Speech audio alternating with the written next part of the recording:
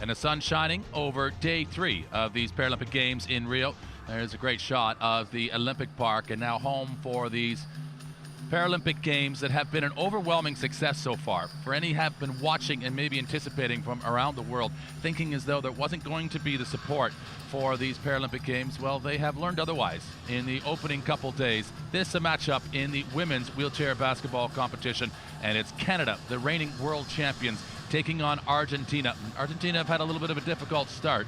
They have played in the opening 2 days of this competition. Canada with a day off in day 2, and they resume action in day 3. But they were victorious in their opening matchup. They took on Great Britain, and maybe to a surprise to a degree, maybe not so much for the Canadians, as we say, 2014, the world champions, and coming into this competition full of confidence that they will be able to push on and maybe get themselves to the medal podium. The Canadians finishing 6th in London 4 years ago in this competition. Argentina not competing in the Paralympic Games in London, and there the standings so far. The 2 matches played for Great Britain, they sit atop, and then Canada in the final qualification position.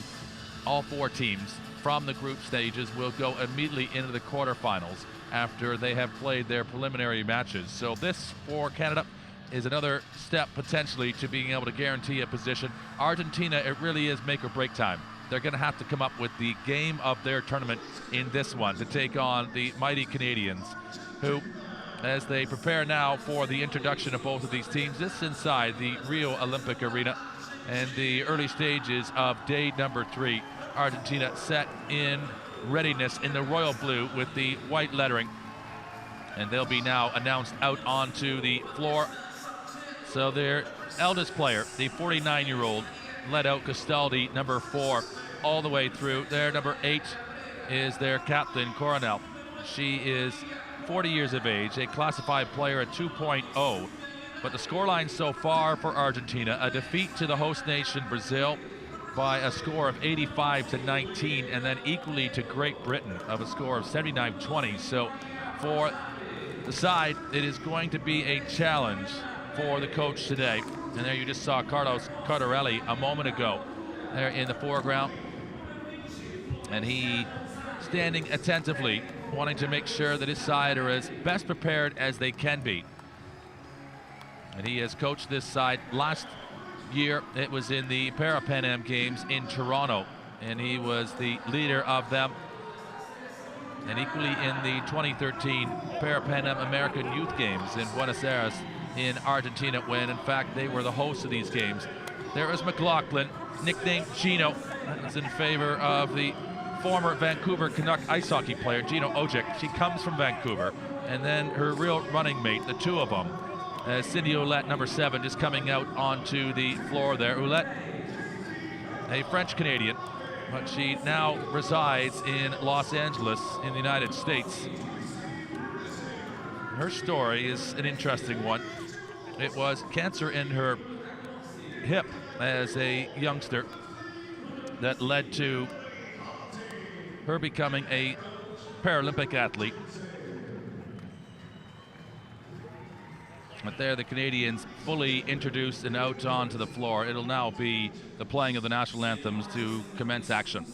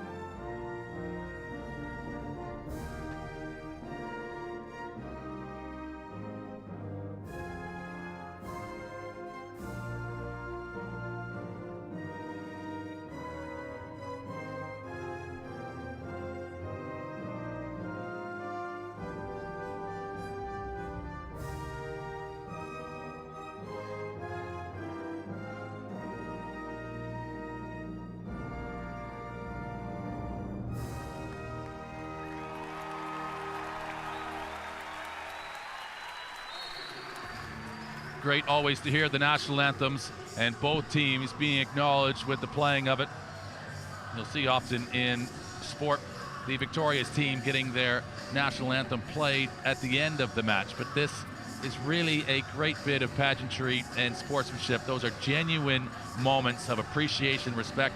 There's Cardarelli, the coach for Argentina, as they exchange gifts, and equally with the shaking of hands and real genuine moments of appreciation for one another. There, the final that was coming across was Cindy Ouellette, the 27-year-old. She's the one to really be looking out for. The two of the players for Canada, McLaughlin, a 37-year-old, and then number 7, Cindy Ouellette. Those two really run the show for Canada. And in their opening matchup, McLaughlin with 21 points, Ouellette with 14. But they really, as a 4.5 classified player and a 3.5, Bill Johnson in charge of this program. He's been a part of the men's program, equally the women's, and now fully in charge in this, the Rio Paralympic Games, the wheelchair basketball competition for Argentina. And as we say, it's going to be potentially a difficult day at the office. Maria Polaris is the one with the most points scored over the couple matches that they have played, and Cardarelli, who has led this side most recently at the 2015 Pan Am American Games in Toronto. He knows that with only the scores that they've had so far, 39 points accumulated over the opening 2 games, that offense is their challenge. And I'm not sure the Canadians are going to give them a whole lot of respite here. McLaughlin and Ouellette, 1 and 2, number 5 and 7 in the roster starting for Canada. Lalonde Harnock and Jamie Jules rounding out the lineup. But Canada also boasting a long-time Paralympian as well. She's not getting a lot of time these days, though, and that's Tracy Ferguson, a 3.0 qualified player, the 42-year-old, still a part of this Canadian side, and the 7 Paralympic Games now that she has competed in. So the result for Canada in the 1 game they have played, a victory by 7 points over their Commonwealth country, Great Britain, the mother country, still very much acknowledged by Canadians, with the Queen on the coin and also on all of the notes. That is the currency in Canada, the dollar bill. They heavily regard Great Britain, but not on the court, as they were able to take them out with that victory. And then Brazil and Great Britain. Brazil, obviously the host nation and the neighboring country to Argentina. No neighborly relations there, a very impressive victory. And then equally Great Britain doing the same. Kersey, the American, in charge. And then on his lines, it's got Lead and Elabid, who will be looking after duties up and down the floor. And it really has been wonderful to see. This isn't a promotional stop. We are responsible for just giving you the goods and the facts, but the Paralympic Games are alive and well in Rio. And as we're underway for day number 3, it'll be McLaughlin really uncontested as she goes up. She's got that great height, and McLaughlin, formerly a rugby player, who injures herself, and then now a wheelchair basketball, and she's got the Midas touch as she will open up the scoring for Canada. So into her latter years, but you'll see many of these women, mothers, equally wives as well, and they have their family lives and competing at the top level of their Paralympic sport. Actually, McLaughlin resides in Germany, but this will be turned over and taken by Canada. Just thundering up the floor. It's Harnock with control. She's a 2.0 classified player, 33 years of age. So just to give you a quick overview, as there she is again. And you need to just get ready for that, because that's going to be an onslaught you expect of McLaughlin and Ouellette. But there's a total of 14 points allowed on the floor at any one time, and that is spread across the 5 athletes that are playing. And each athlete has a numerical value, Argentina with the first shot up, based on their level of function. So the lower their level of function, at 1.0 would be the lowest level that you would have in wheelchair basketball. That's Ouellette going up. That'll go off the rim, and that does not fall. Up to a 4.5. That's the highest level of functionality. And so, as I say, both or all of the players having those numerical values associated to their classification. McLaughlin will take that right in stride and takes it full flow. So that's how the lineup is assembled for 10-minute periods across wheelchair basketball, just as it was in the basketball competition in the Olympic Games. And this McLaughlin is having a heyday right now. Is she going to offload it? She's probably feeling just as safe to make the play. That's going to be the hoop. And the bucket to follow maybe from the free throw line now for Canada.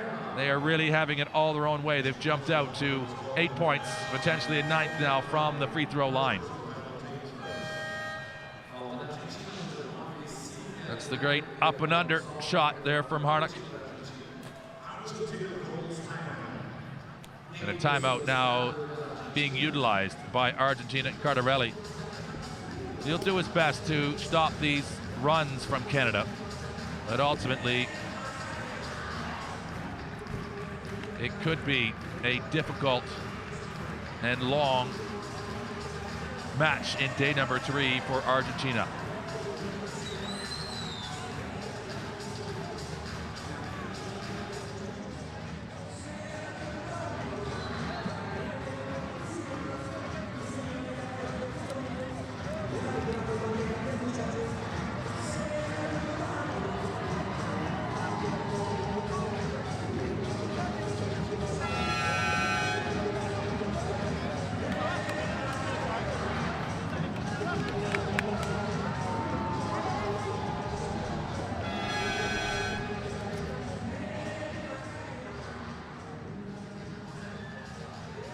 The Canadians at the free throw line.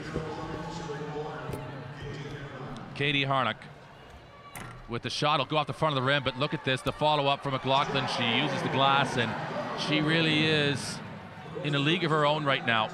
Argentina have not got an answer for her in her size, athleticism, her dexterity, her strength, and her reach and extension underneath that basket. And you're really seeing an overwhelming center forward right now from Canada. One of the best in the world in women's wheelchair basketball, and she's got speed as well to be getting away. And you talk about a 5-tool player, she's got it. She's got the shot, the passing, the speed, the power, and the game sense to really play with anybody in this competition. The feed down low, it'll just go off the back of the rim, and Argentina will pick up the rebound.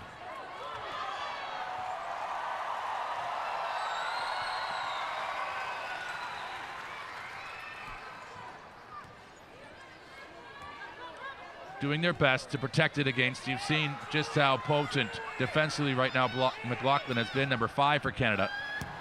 And they'll take the possession off of a rebound. That's a block shot. The long baseball pass up to the very capable hands. The feed into Ouellette, and there it is. It's in and down. Canada have come out and got a dozen points just past 3 minutes into the match, and you could see a real phenomenal scoreline in this particular, because it does matter come the end of the preliminary round, the seedings as to your total points scored, and equally if it comes down to a tiebreaker, it'll come and will be determined as the first criteria, your matchup against the team that you may in fact be level with. But Canada will not be shy, if they can, to run up the score, not in a way to be embarrassing or equally to disrespect their opponent, but they must score the points to assure themselves safety of not wanting to get into a determination where they didn't in fact score enough points because they took their foot off the gas, and that leaves them maybe against a more difficult opponent in the quarterfinal round. All of these small things matter in a tournament like this, and they haven't worked for the journey they have all taken, the sacrifice, the commitment to be a part of their national program, to come up short. All the sportsmanship will be carried out in the course of a match and post and pre-match, as we have seen already, but in between the whistles, it's all business.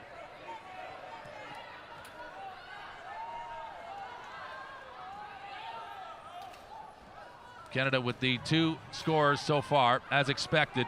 McLaughlin and Ouellette. They'll go to the backside. This into the safe hands of Ouellette, into a new score in front, and that one will be taken by number 6 for Canada, Irene Young. She's a 20-year-old. So she getting her first competition at the Paralympic Games level, and down is the fallen Argentinian. And she needs some support to get back upright, and you'll see sometimes they'll just roll over onto their side and then try to get on their front.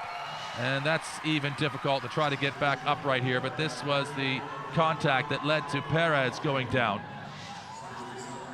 And there really are some difficult tumbles that the athletes do take. And you just never know how the contact with a wheelchair that's just unforgiving is going to in fact impact your movement and which way you're going to fall. It all depends in how it engages your chair. But there Argentina got on the board, and that was a great loft from distance.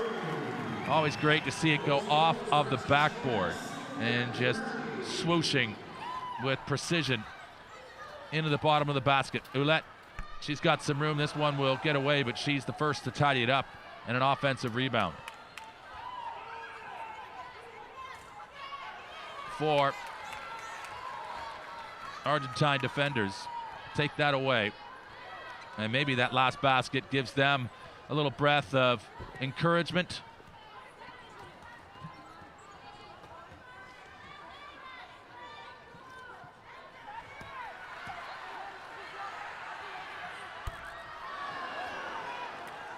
Ouellette has been everywhere so far as well.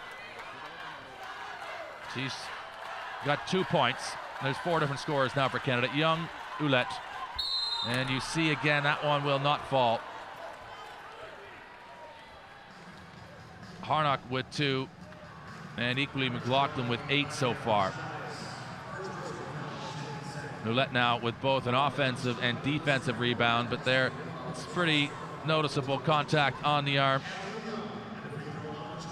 And it has been curious sometimes, not necessarily in this sport, but if you've watched some of the Olympic sport and equally now the Paralympic Games, some of the contact that the athletes get away with, you really just wonder just what is legal and what isn't. That they're pretty tight in wheelchair basketball. That was a noticeable contact on the hand, and that's going to interfere with any player's ability to try to execute a shot. So at the line is Young. She misses her first free throw.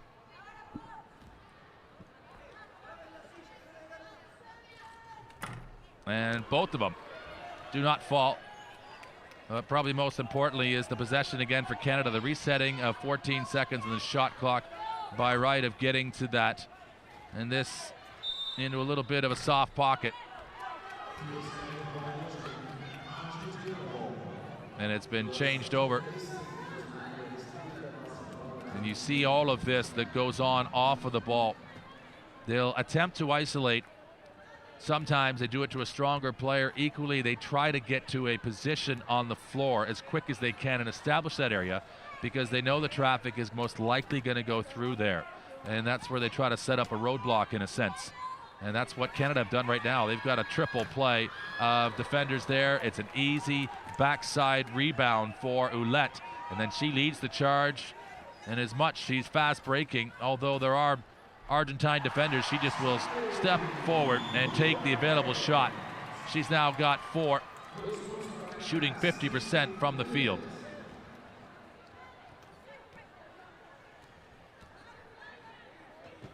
Argentinian player. That is really going to be tough to get upright from on the backside. The only real chance that I have seen in the women's competition is getting onto the front.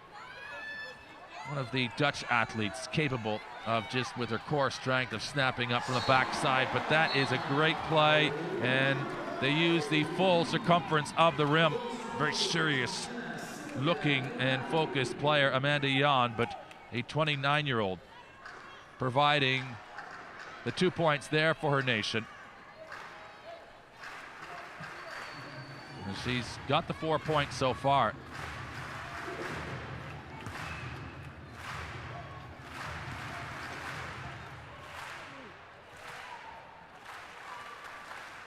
So that was Lineri, the 4.0. My apologies. And so she gets the score. She has 4 for Argentina. And then now coming back, that is Young, who keeps the scoreboard ticking over for Canada. She's the youngster. Cardarelli, in many ways, just needing to make sure that some of those easy points that are given up against the stronger opposition, that they just limit the mental mistakes and some of the soft points. You're going to have to concede sometimes. There's Lineri. She's got good speed. And sometimes there are athletes, and there is Tracy Ferguson, the aforementioned. This, her 7th Paralympic Games. And a story and a half from her, 42 years of age, and she'll get involved in this matchup.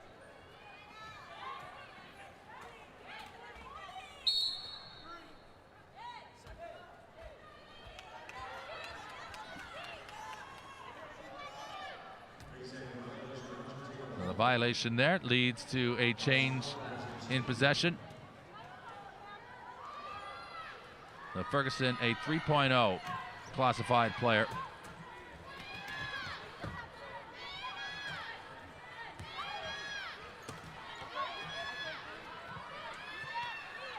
Can they take this one? It's wrapped up.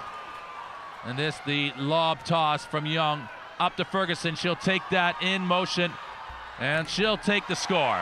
As good a piece of wheelchair basketball as you'll see in the indication as she acknowledges the pass from the youngster, Young. And an exceptional bit of fast break play for the Canadians. Young again just setting up, thinking as though she wanted to go long. She elects just to keep it in control. And we've seen this now a half a dozen times. Argentina just unable to retain their balance and down and needing the help. And out onto the floor, one of the assistant coaches, and just one of these parts of the sport. And now being locked up, the two Canadians in position there. And we've seen it a couple times where the opposing coaches are just as willing to come across and help, particularly at the athletes fall. And the referees do their best to try and make sure that the own teams, their respective teams, come across and offer some support. And it's not to be harsh or a little bit cool to the opposition, because that is by no means the nature of how the Paralympic Games is played. It's just simply about keeping things in their rightful place. And if you're playing at the top level of the sport, then equally the same rules apply in any competition. Every team must be responsible for their own upkeep and looking after themselves, keeping themselves involved and capable of playing. And this for Young. Erin Young is just starting to nicely run up a score line for herself. That's her 6th point, and she's 100% from the field right now. So look at the shooting from 2-point range, 73%, and Argentina 25. I've seen not quite as good as 25, but you have to be at least in that region. Generally into the 40s is realistically where you need to be if you want to be able to compete for the victory. And the teams that are really doing well right now, into the 50s, 60s, and it's difficult to maintain across a team a 70% field goal percentage over the course of the entire match. But this now in the last stages of the first quarter. Canada having a good run now. They're 20 points clear, and that's Tamara Steeves who gets involved. She's a 1.5 classification, and those are her first 2 points. The give and go, and riding shotgun is the Canadian, just keeping this Argentine attack to the outside. The shot clock is no longer their friend. Not a bad idea. That just really boomerangs outside of the rim and comes back, and Argentina do well here. They'll take another shot. They should be able to retain possession and not give up too much time for Canada to respond. But it's in a low position. Needs to get into a shooting position. Much better there. And this is going to need to be some awfully quick maneuvering. Erin Young needs to get it up and gone. And there the horn will sound, though, before she has a chance in which to do so. So maybe as anticipated, the Canadians with a realistic shot at competing to maybe get on the medal podium in Rio at these Paralympic Games in the women's wheelchair basketball competition. They start strong in the opening quarter. Canada 24, Argentina 4.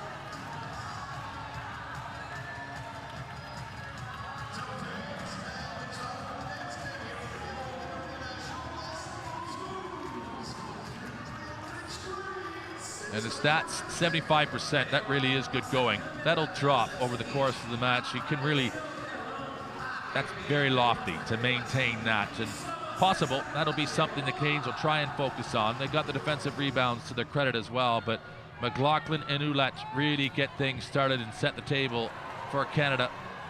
Overwhelming. They really are a 1-2 punch. And there you see McLaughlin. She goes over onto her front and has the power to get herself upright. It's an indication of just her determination. And there really is a self-sustaining approach about these Paralympians. Not looking for any favors, just an opportunity to compete.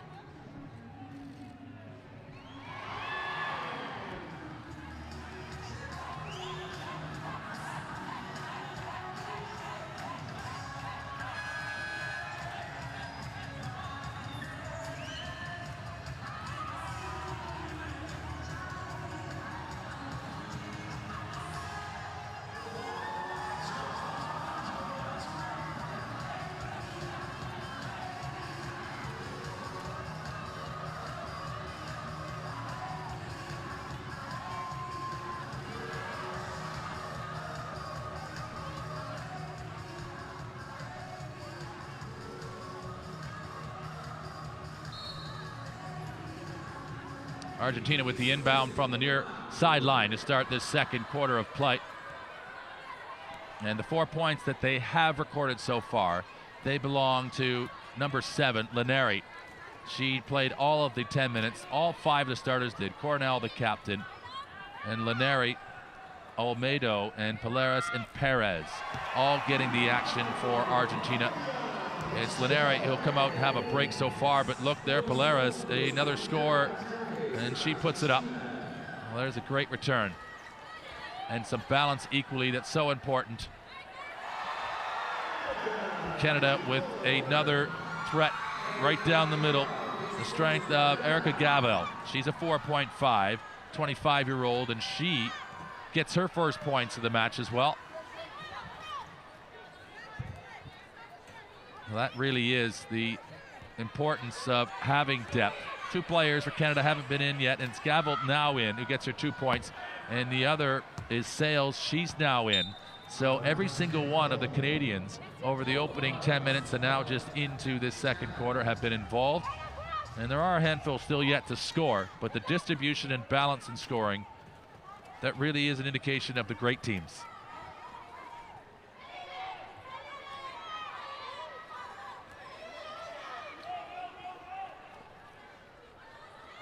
There's a position to shoot, and it'll just go off the edge of the rim, right up against the backboard there, and Argentina well placed for that rebound.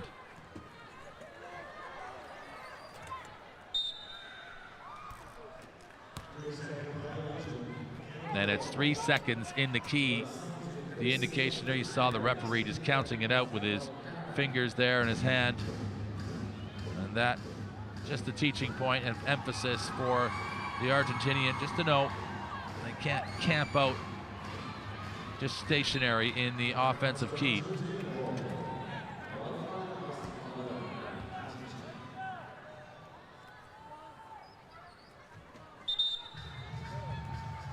So that was turned over.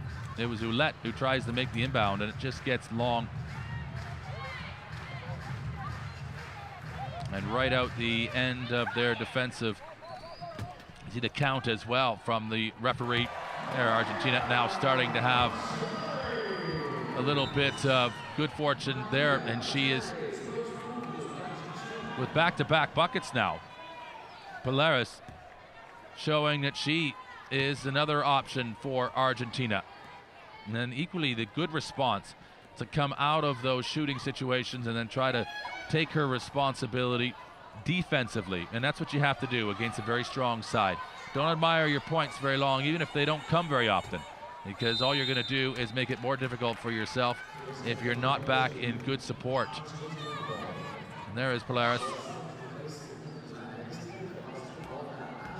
And that just getting on the player, maybe more the surprise of the ball dropping on her head, maybe more than it really did hurt. But you see the athletes getting in these positions where they're extending for a rebound or equally taking a shot, and they do get themselves in all manner of precarious positions, and particularly as they get wrapped up with the opposing wheelchairs, sometimes their own wheelchairs. And the way they'll fall as they try to retain their balance. There's another score from the Canadians. They're up to 28, and they reestablished that 20-point margin.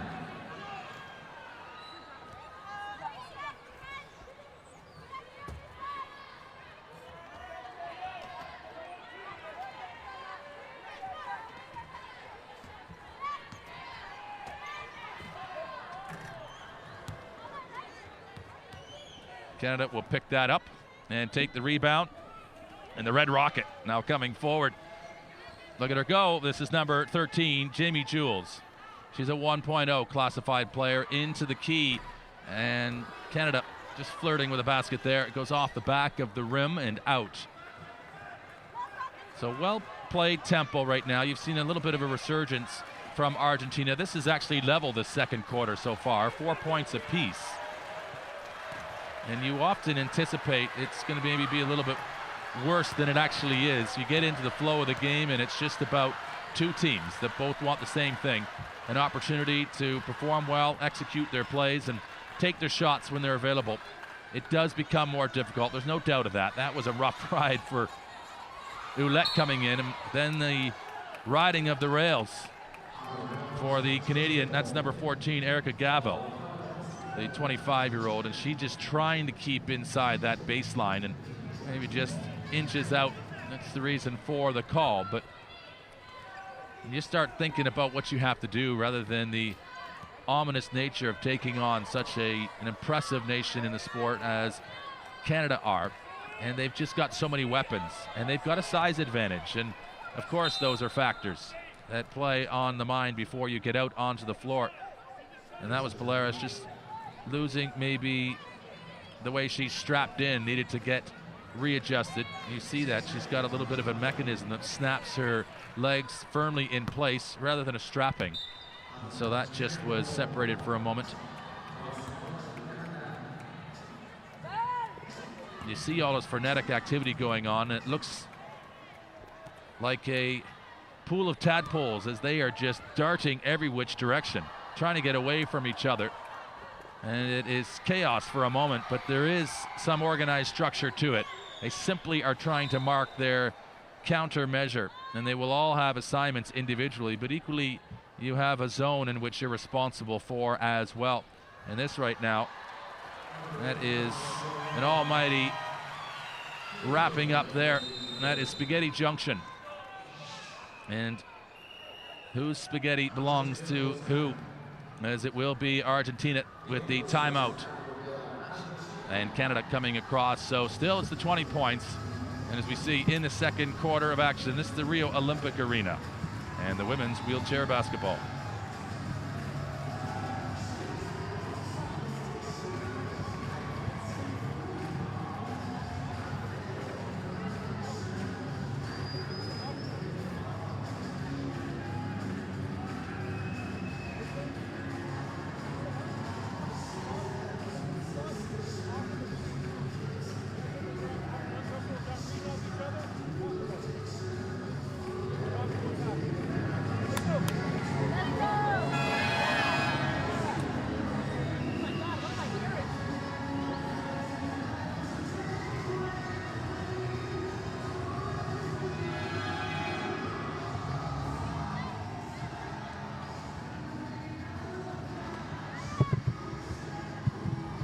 And that is McLaughlin, the powerful forward, Jen McLaughlin, number 5 for Canada. I have not seen a player in this particular matchup that can compete with her as yet, and that is no slight to anybody. She's world class. All of these nations are. There's 10 teams total in the women's competition, 2 groups of 5, and then the top 4 teams will in fact go through. If Canada could have got to that rebound, they would have had possession. It hit the rim, so another 14 seconds, reloads on the shot clock. But Argentina now just haven't got a lot of low access to the Canadian basket. That's not a bad looking shot there from Polaris from the outside. And you really have to be dead on the mark though, with the angle of that shot, the trajectory rather, the arc of it. If you're going to score from the low level that they're shooting from, to get it over the front of the rim and to just drop it in before the back, you've got to be perfect. So sometimes you see players definitely from the free throw line electing to shoot it, but it's really a decision about power and how much they can generate from their wheelchair height to be able to get it to the basket. And they maybe haven't got the power or the range that they would like to also arc it with a significant degree as well, as that equally takes just more force in which to get it up there. There's another shot from Canada, and the point's a little bit hard to come by in the second quarter so far. Canadians with 24 in the first quarter, only 4 so far in this one, and equally Argentina has 4. So things have changed, and some adjustments made by Cardarelli on the Argentinian bench. This from Polaris, and it looked to be on line, but it's just wide right, and it goes out the end of the court.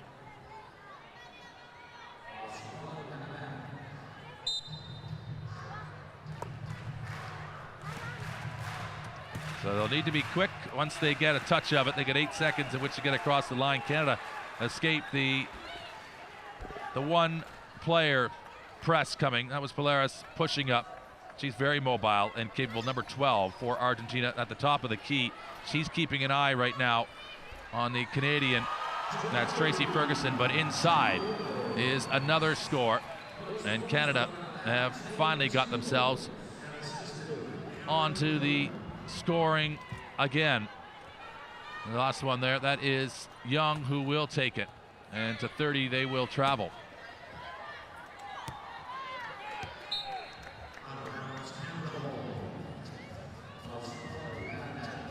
Still Argentina looking for something inside. Almeida with that long intended pass, but they're going to have to be able to possess the ball, pass it into a position down low, and really try to ask some questions of this Canadian defense, because the long distance shots, they are rather hopeful, and sometimes that's all that's available to you, but then you are reliant so heavily on your shooting percentage. What a pass that is, and wouldn't that have been a great play from Argentina? And that was Polaris again. She really has shown herself to be the catalyst for Argentina. She's not been afraid to compete straight up against these ladies from Canada, and equally take an aggressive passing option like that to the inside, and the feed. They're not going to count it though. The foul coming ahead of the shot, and it's deemed as an offensive foul. So Canada with a slick little bit of passing there to the inside. They are not allowed the points though. So still just very low scoring in the second quarter of play. It's 6-4 in this quadrant of the action. It's down to Polaris. But she doesn't have an option inside. Look at all of the Argentinian players looking to try to get some momentum, and they're going to really struggle to beat the Canadians one-on-one with speed and receive the pass in an open area. They're just going to have to almost move down and establish more of a pick game. Try to pick one of the Canadian players, get some movement off of that in hopes that you've got a little bit of a separation from the defender in order to get less of a contested shot. So this venue, the largest indoor arena in Rio, and it's seen all the world-class musical acts that will come here, the trade shows, Ultimate Fighting Championships, you name it, it's happened here in this facility. And now it is enhanced by the entirety of the Olympic Park, and what is a newly developed area right on the coast of an internal lagoon in Rio. So we're not right on the coastline, but just a couple kilometers in from the Atlantic Ocean, as here Polaris will take her way. We're some 35 kilometers from here, from Copacabana Beach, and Christ the Redeemer from here is about an hour. And equally Sugarloaf Mountain, they're all regionally in the same area, a triangular shape coming in from the beaches of Ipanema and Copacabana, the world famous and the spiritual home of beach volleyball. And also the home was Copacabana of the largest ever concert in history. That in the early part of the 21st century, the Rolling Stones, with 1.2 million people watching a concert in that area, and they performed, and it just goes to show you just how far and long Copacabana Beach does run in Rio. At this now, some substitutions awaiting for Argentina coming in. And they will be permitted onto the floor. This is Casaldi. She's the 49 years of age player. 49 years young, as she is out and bringing now some different look to Argentina. And you can't help but admire a lot of these athletes, some of them that have their impairments from birth, equally others who acquire them through the course of their lives. And many of them start even in their adulthood playing sport, and wheelchair basketball as an example. Equally some as well play multiple sports and have done that at different Paralympic Games, competing in different sports and trying to balance that schedule depending on their interest and their capability and capacity to do so. And there for a 10th point, it's Argentina inside the last 2 minutes of this opening half. So they all have incredibly interesting stories, and each one different, but of course all sharing a commonality of an impairment. And this, it's the lower leg and the level of function. You'll see some of the players with amputations, equally just no longer the use of their legs. And this, the movement from Polaris, has got the ball.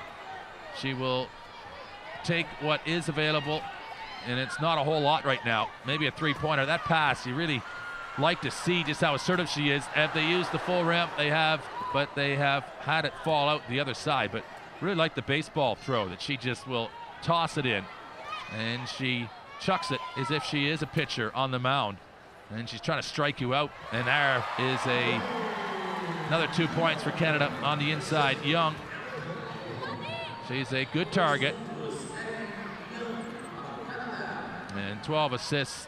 Canada equally as good distributing the ball. We'll look through their scoring so far. And every player with some action has been involved so far in this game for the Canadians. And there are just a couple still yet to score. 3 in total, actually. Lalonde, Jan, and Houghton. The 3 yet to get some points. So spread pretty well. Young, though, now has become the leading scorer, number 6, with 10 points. She's got double digits. And there you see her there now, as it will be an inbound, and Argentina have to go deep below their own baseline to restart play.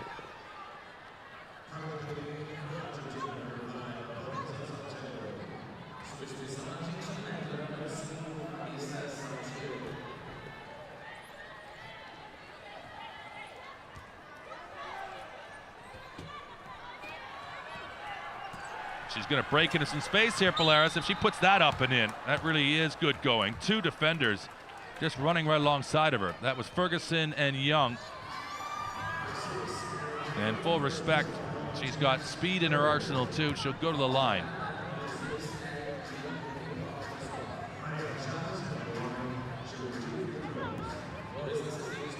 She'll shoot 2. And Argentina electing to pull out, be back in a defensive position in readiness for Canada's transition here coming off this rebound.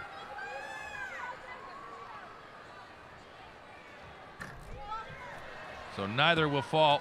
Polaris will provide the first wave of a 4-court press. Ferguson, the veteran, the feed internally to Young, and Young is swatted as quickly by a couple Argentinians before she gets the shot off. And you see the big maple leaf on the back of her right shoulder.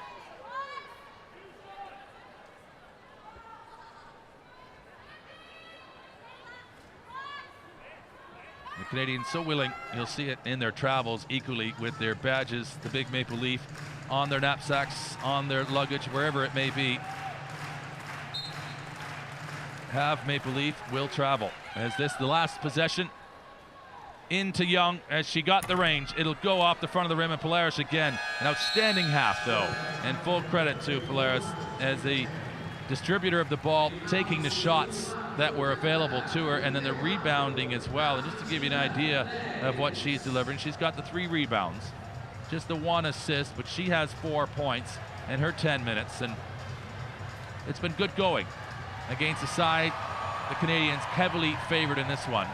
And the score after the full first half of play, 20 minutes now played and in the books for this one. It's a Group A match in the preliminary round, and Canada are leading Argentina 34-10 at halftime.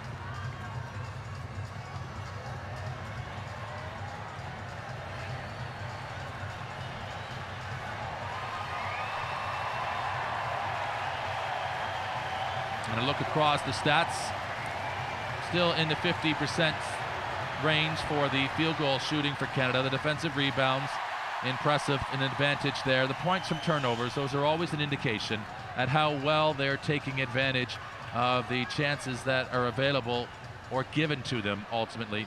If you make a team have to earn everything that they're going to get, you're going to find the scoreline a lot tighter. It's the free and easy points that get given up that often creates the differential on the scoreboard. The kiss cam is rolling around inside the Rio Olympic Arena, and the red and white are here in great support as well. You hear the roar, and the Fill the Seats program for the Rio de Janeiro youth, the school children, has been an incredible success, but nothing like a crowd draws a crowd. And I've been across the park and seen the throngs of people, and I will give this honest comparison. There is as many people here for the Paralympic Games in the big park area as there was for the Olympics. It's been incredible so far. Hope you're enjoying the action.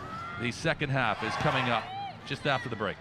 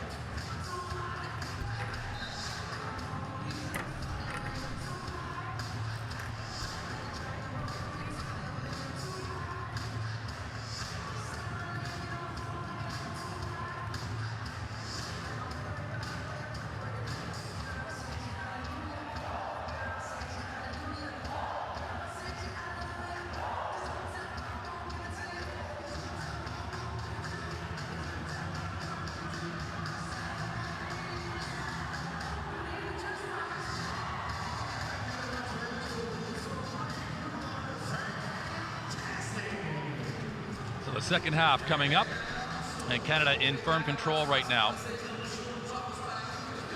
Up by a 2-4, as they might refer to it in the northern part of North America. This is the preliminary round, and it's the third matchup for Argentina in their opening couple matches, taking on the host nation Brazil. A very rude awakening into the Paralympic Games in the women's wheelchair basketball. An abrupt 85-19 defeat. And Great Britain, not much kinder. They had a great second quarter. They were only defeated 10-6 against the Canadians, who took a very impressive start, 24-4 in that opening quarter. And what, in fact, will be the third quarter story come the end of the 10 minutes now. Just about to start. Canada from the near line on the inbound to McLaughlin. McLaughlin from a three-point range. She's got it. That's the way to start the opening sequence in the third quarter. And she really is impressive. 2008, her first competition in Beijing, and then 2012 coming across. But she is an interesting story. Her real ambition is to share her sporting experiences and help children in developing countries benefit from access to sport. Well, just simply competing here in South America, opening the eyes to so many. And I've been telling this number, and it really almost belies logic or belief, but there's a suggestion or the fact that 40 million Brazilians have an impairment in one form or another in a country of just over 200 million.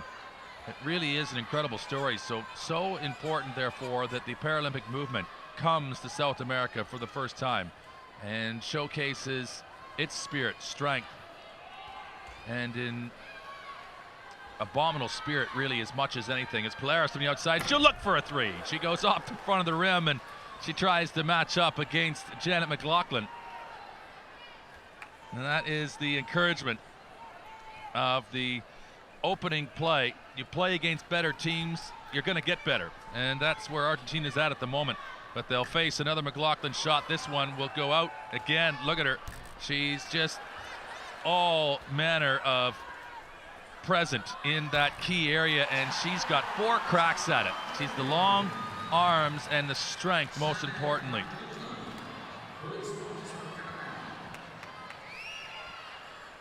So education and geography, her two majors, both at the University of Victoria in Alberta and also the University of Alabama. She's currently living in Germany. She's got the ball again, and she's a one-woman wrecking machine right now. She'll just loft it forward, and it's going to be a foul against Argentina that elect to do the only thing that looks available to them. Maybe prevent a little bit of a roadblock. And it's Polaris, who's ultimately a speed bump as she goes right around her, but the foul assessed early, and that's what you see from Polaris. She really has no fear. Goes into those zones, and really enjoy watching her compete equally as well. And it's going to be a Canada timeout utilized here in the just over the opening 2 minutes of play in this third quarter.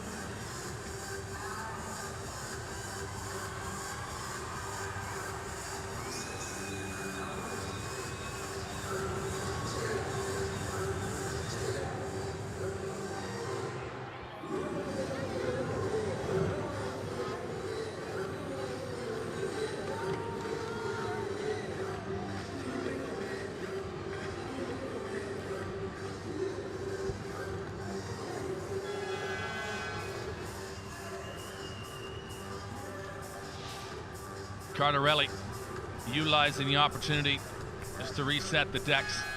But you can't give McLaughlin that many chances, and you can't really fault Argentina defensively. They just really were up against a player who was able to make things happen for herself. And she just individually is dominant and capable. She's got the ball again. It's like she's got metal in her fingertips, and there's a magnet in the ball. Canada with the 2-point score there into their number 13, Jamie Jewell. She's a 1.0 classified player. 27 years of age, and now Argentina come right back.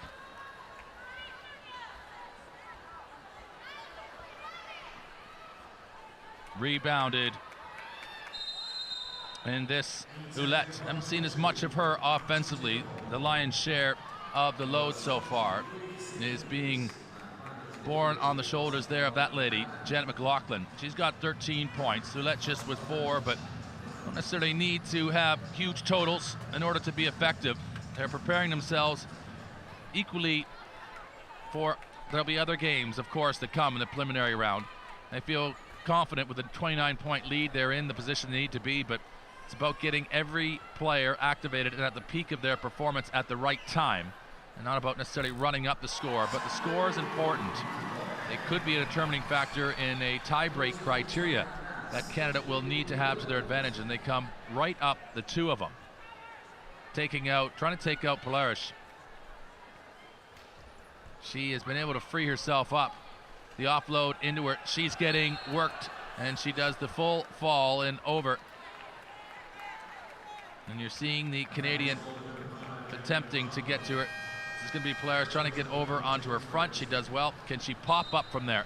It's going to be Ouellette coming in, gives her a little bit of the tow truck treatment, and she's up and upright. Those are the moments that are great to watch, and you see it very clearly in Paralympic sport. And they just drive into each other like that, don't they? Butt up one another and just give a couple of reinforcements in which to push up, and that's the arms, or equally the wheels, on the opponent's chair in that situation. It was exactly Ouellette helping out Polaris. She's going to go to the line, though, for the shots, and those are really just special moments to watch in any competition.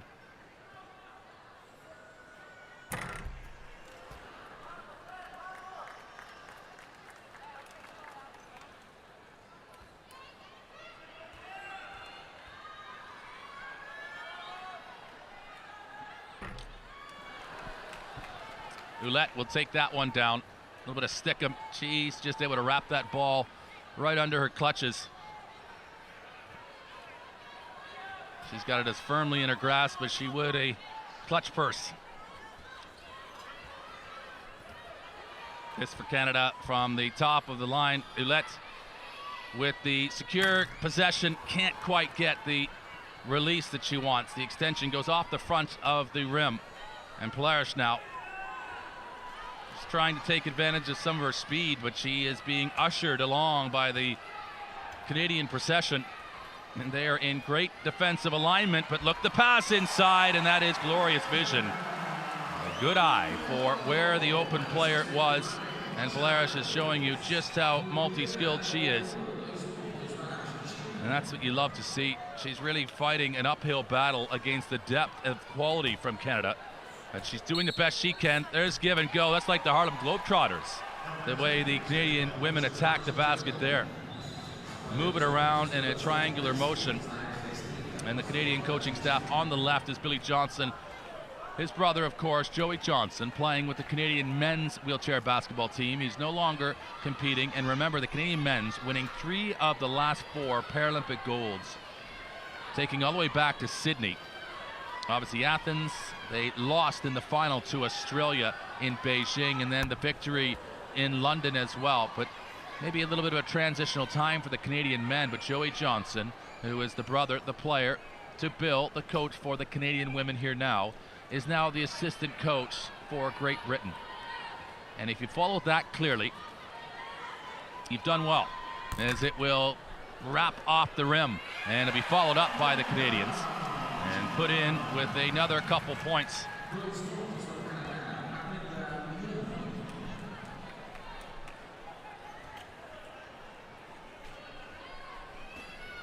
The long play up, and Polaris is the real wide receiver. She'll deliver that. She's like the quarterback, as you might see in American football. She's not afraid to sling it from the holster. There she attempts with the shot, but she can receive it as well. She's got great dexterity, great hand coordination. This, however, is just going to be a little bit long and strong, and it will leave the end of the court. On her own there was Rosalie Lalonde, the 19-year-old, a 3.0 classified player.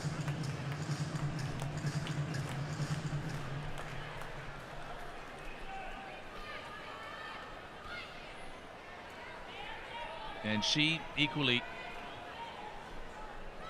all of the players have a compass for where Polaris is. They find her as quick as true north. She's the prime target on the court for Argentina. But another score and some balance coming, that coming through Castaldi. The shot, oh, that really is as sweet as some maple syrup from the Canadian. Just sweet string music right in the bottom of the mesh. And nothing but net. Argentina just settling in. Buckle up. As here they come. Grasp there. That was over the back, really. To take that, just following the track of that ball, and then the two hands to take it in. Right into the old basket. Well taken. Argentina looking more comfortable, more relaxed. There the bank shot attempted. This is going to take something to get them that shot in amongst the Canadian Maples. But they will actually take a foul, Canada, trying to get in the shooting lane. And there it was just the contact.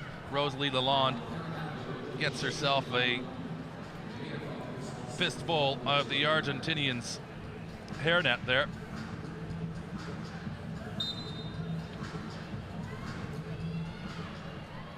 And the inbound now coming from the South Americans. Will they shoot from the outside? They've got a look at it. Why not take it? It's been well considered. And Ouellette will just take this one up, wrap it into her possession, and this again. A little bit of auxiliary contact. And we've got a need for some help. Really, she needs to try her best to get over, if she can, onto her front. And this is one of the things that you see. It looks like she's suggesting her right elbow is sore, and it would be. The way they go down, it's not as if they wear elbow pads, and there's nothing compromising about the hard court of the floor here. And yes, they'll have a support sort of sponge is the best way to describe it underneath this wood surface that's been laid.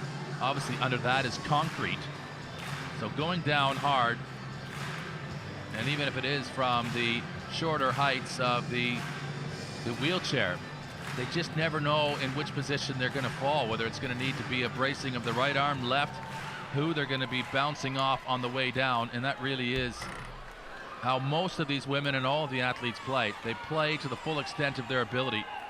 And if they're going to fall and have a problem en route, well, that's part of it. Taking it in, well received, a strong passing play. And there's some new scoring for Canada. That was speed coming in. That was Amanda Yan, who will take that one. Those are her first points. And rather, she's got a couple now. She's got 4 points total, but really that her most notable one, just to have taken that into her mark and then elevated the shot. Lineri, who scored the first basket for Argentina today, just a little unsure where she wants to go. That's an interesting approach. That's the right over the top. She's in a better position here. She'll score. And that, I'm not quite sure what to call the first shot attempt as far as the preferred style.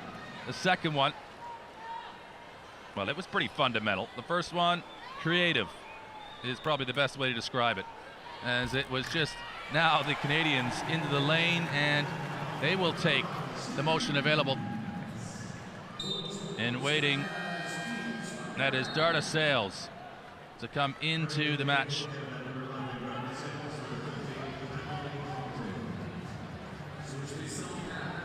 And she, the 34-year-old, a 4.0 classified player.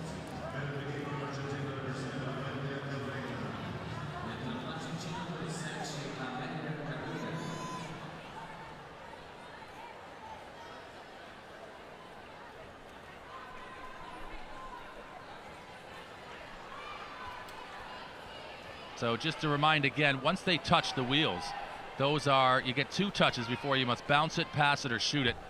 And there you see the slinging approach coming from Lineri. She's going to go over the top again.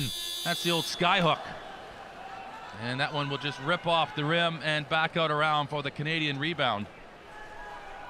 I think that's what we're going to go with, the sky hook, when we see Lineri go with the wrap around from deep below her wheelchair seat height. Coming right from the lace tops. It's almost like a javelin toss. But Argentina, they're going to have to get over this line quickly. They just do. 8 seconds in which to do it, and it was a 5-woman front from the Canadians who've just thrown up the, well, it's a border crossing, isn't it? They need a passport, Argentina. It's going to have to be renewed, though. That from distance is not going to permit them to have a couple more points on the board, and Canada with the inbound now.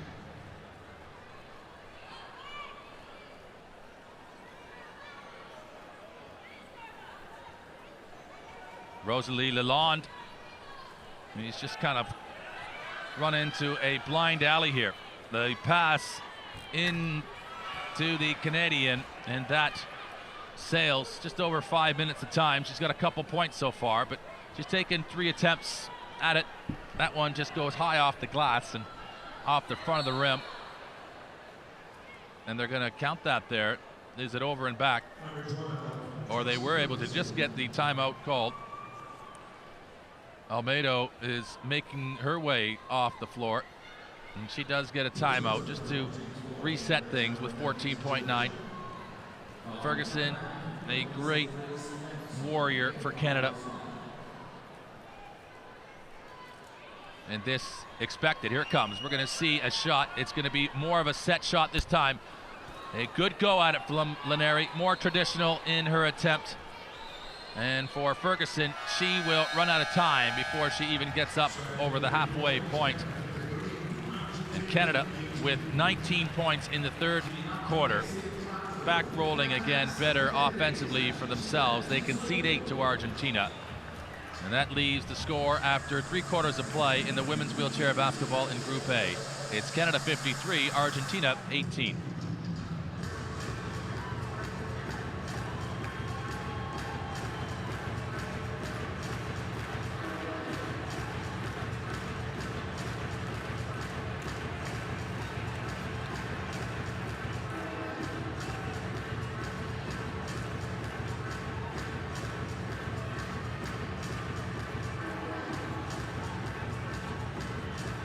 .7% shooting total in the 2-point range, and you see really double the accuracy coming from Canada. Rebounds as well, more than double, and the scoreline reflecting it, equally the points from turnovers. Canada are executing according to plan and maybe was expected in this matchup, but it's been a very valiant performance from Argentina. There's no quit in them. They were not in London. This a chance to shine on the world's brightest stage in their sport, and they're giving it as good as they've got. This crowd is loving it equally, and why wouldn't you? It really is a special event to witness.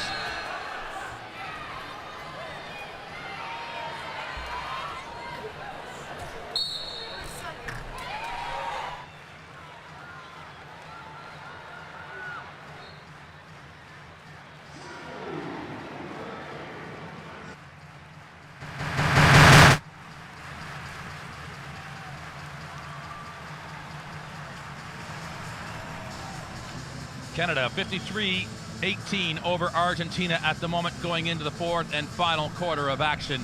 It's just their second matchup, Canada. They played Great Britain in their opening contest. They were able to get the victory over the mother country. And in the 7 points advantage, that goes right through the hands of Polaris. And then, well, Argentina, they've not had as comfortable a travel through this tournament so far.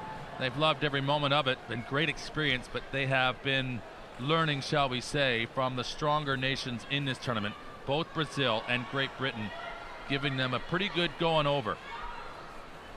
As the total scoring in the 2 games prior for Argentina was 39 points, and the total amount conceded was 164. They come out now, Canada, and assert themselves again, going to the line. very impressive shoulder development in number 11. This is Darda Sales, and depending on your generation and where you're watching, but some might say she's even jacked. She's got tremendous power. She'll hit that one from the free throw line.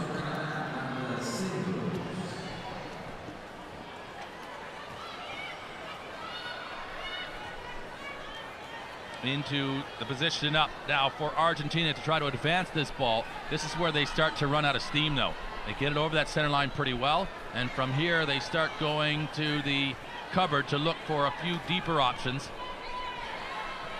Their first selections not really available, so go deep. This is where it comes, the shot there, up and over, and that's the launching from three-point range. I have to be honest, though, those are pretty low percentage shots, but they are doing their best, Argentina, to try and make something of it. But that is trickery that you most normally will have seen from the showman that is the Harlem Globetrotters. Don't really see that necessarily in the NBA, though, do you either? And it's not intended necessarily to be trickery. It's just Argentina in a desperation, trying to get a shot off before the buzzing of the shot clock, and that's the way this Canadian defense is forming itself, up high in their own defensive half and just not giving access low towards their basket.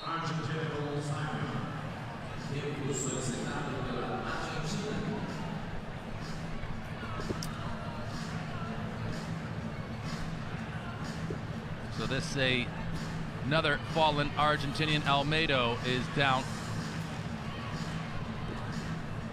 One thing you don't see as much in wheelchair basketball is the need for coming out and replacing the wheels. You'll see that in wheelchair rugby, where the contact of the chairs obviously encouraged. It happens in wheelchair basketball, but it's not legal, and they allow a certain element of incidental contact. But you'll see it where they actually take the wheel right off in wheelchair rugby, and it looks like they're in pit lane in Formula One, as they will bring out a couple, and then they have the mat as well they generally bring out to make sure they try to just keep the moisture off the floor.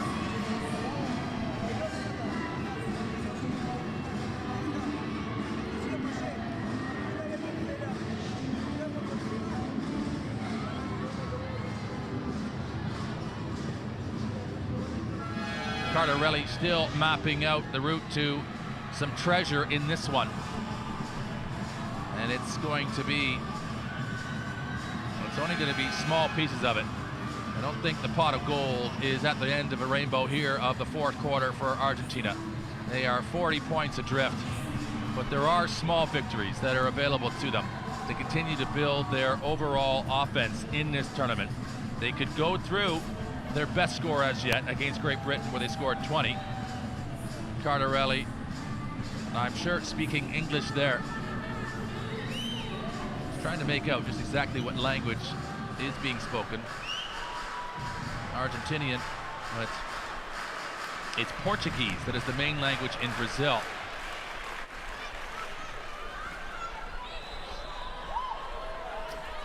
Into the key area, and a chance to just lob that one up. The follow through, this will be Ferguson.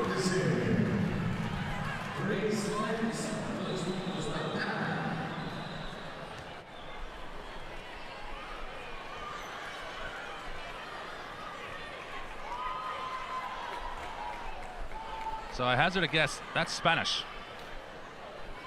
That was being spoken by Cardarelli.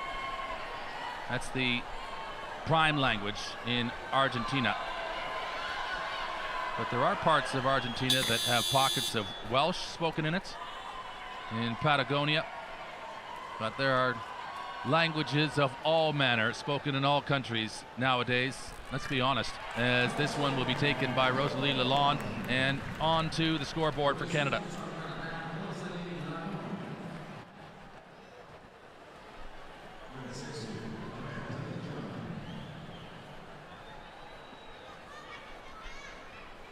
There was a game in game 2 where the French coach speaking French, and it was needing to be translated to his team, and whether it's being translated into English, just because the main language is is known.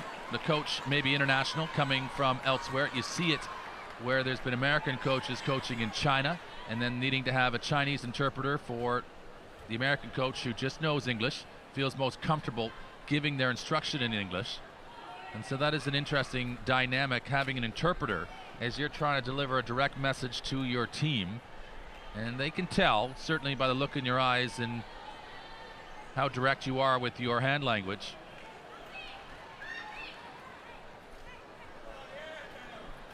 English pretty well versed in Brazil, though. It is the worldwide, but not to be assumed that every nation is fluent in it. It will be Rosalie Lalonde to score again for Canada.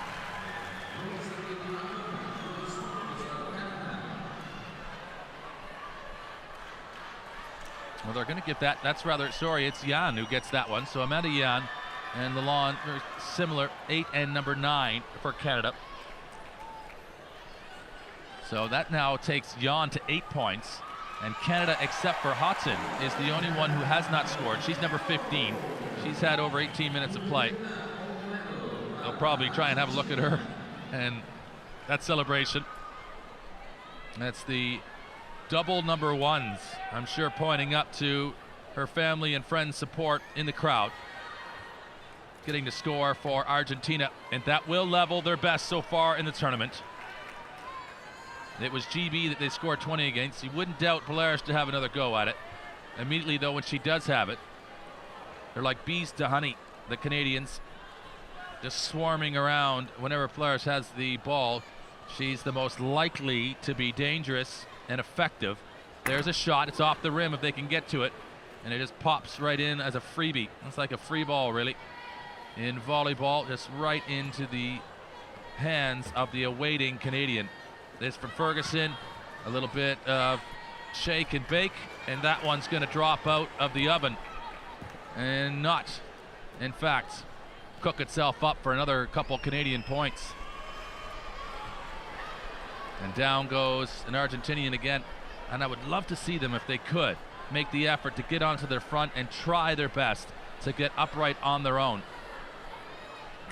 As it just seems rather a curious thing, the referees allowing play to continue. You do see that in rugby, where if the player is down, you see it more so even in ice hockey nowadays, where the play is allowed to continue. You see it in football to a degree as well, but here the referees allow play to carry on, and there is an expectation that the athletes need to try their best and to be able to get themselves upright again. There you see the contact, not fully aware of it, trying to provide a screen for Lineri to come in behind her, Almeida. And then she wasn't aware that there was already 2 poised Canadians in position awaiting her arrival.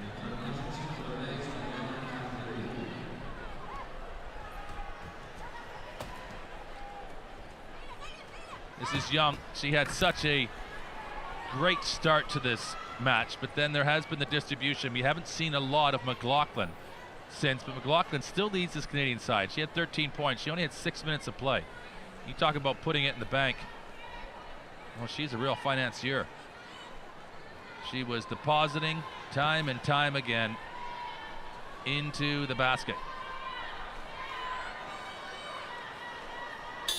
And not a whole lot of withdrawal. With only 6 minutes played, she comes out and puts up a baker's dozen of 13 for Canada, just to get the party started. Inside now, the remaining 4 minutes of action in this match. And Young just sees it slip beyond her grasp. There, a little bit like a hot potato. She's grabbed it now, and it's up. And she just juggles it between her 2 hands, and she's drawn the foul as she was in the act of shooting.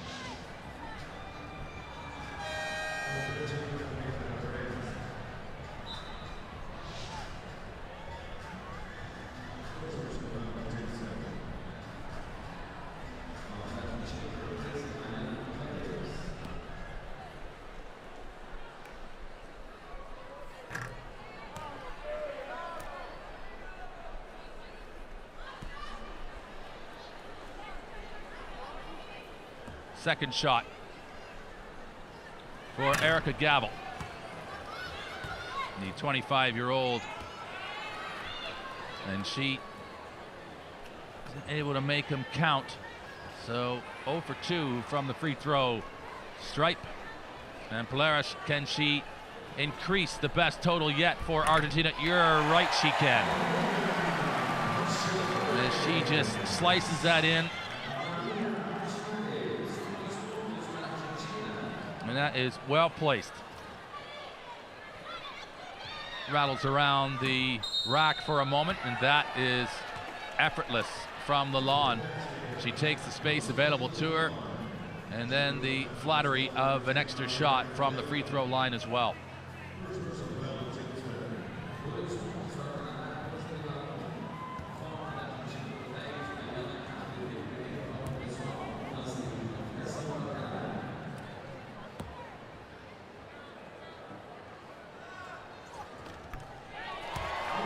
She's got a three-point play. Those are great victories. Being able to, particularly in this sport, when you lose your balance and you're being compromised going up. That one was just a contested shot, a little bit of a contact on the lawn's hand, but now 22 points, the best total so far for Argentina in the tournament. This is a lob pass internally, and Young just smothers her.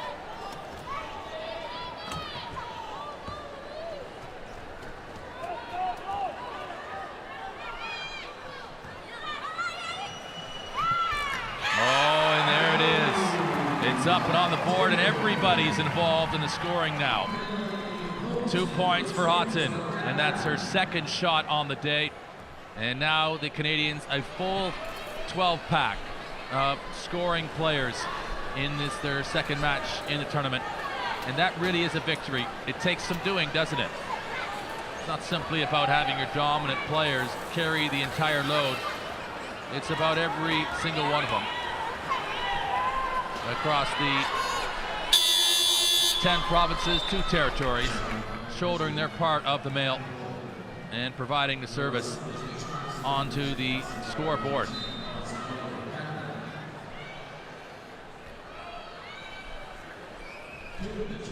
Shouldn't miss out Nunavut either. That's the newest territory in Canada. None of the players from this particular lineup originate from there, but this is going to be a shot from Young.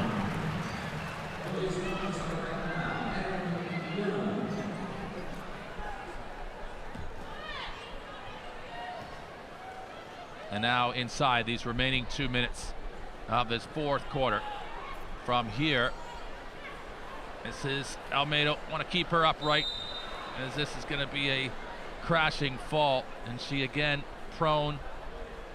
She's onto her back, and that's where she will stay. And you see the very relaxed approach of the assistant coach coming across.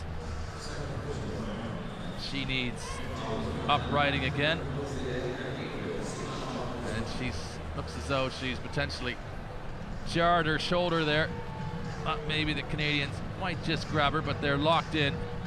The release letting her go as they were wrapped up, and that has to be frustrating all the time, getting the wheels and the bumper of the opposition wrapped up on your wheels.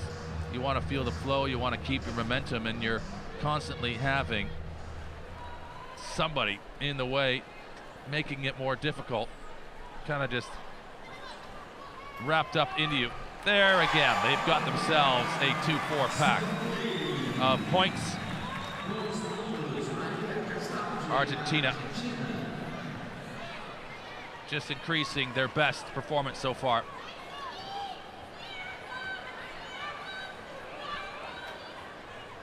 Lalonde will go off the front of the rim, and no contest for that rebound. There's a little bit of relaxed play comes across the court.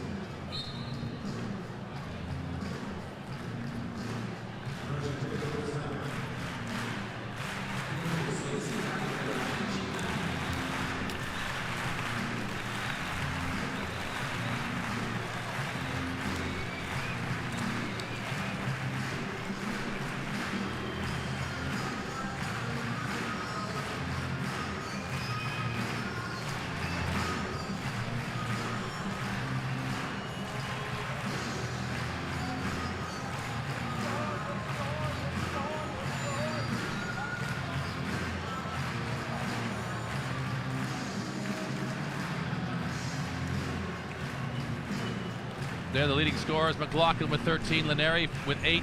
Laneri has done that lobbing effort. Polaris has really distributed the ball exceedingly well for Argentina with 6. And there you see Young with the 12 points. And then the next highest scorer is Ouellette with 8. And a little bit of Hey Jude from the Beatles now rings out around the Rio Olympic Arena. Inside the last minute of what's been a good performance from both sides. Argentina will take something from this one.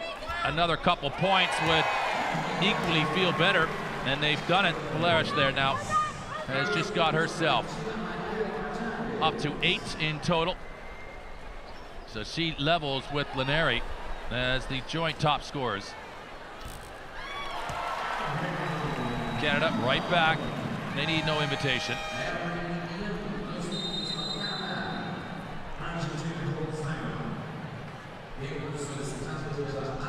So this really, it might seem odd that the timeouts are being called, particularly when the result is all but certain. But it's about having the concentration of your players. You've got a good crowd out here paying attention, keeps your focus, keeps the players paying attention to what your message is. Because once they go into the changing room, that time is their own, as they will unwind and then prepare themselves to recover and get ready for the next match to come. And this really is, in live play, the best chance to communicate with your team about how you want to finish and pay attention to the small points of the game. And that looks like a little bit of surfing and maybe a cross of belly dancing as well, as you see the core strength of these athletes that need to use their core, and they do move back and forth so that they don't touch their wheels and force themselves to have to either bounce or pass or shoot the ball, because sometimes they're just trying to wind their way through a little open channel and catch a seam in the defense, and the only way they can generate that power is through their core, moving back and forth, almost slaloming into those spaces.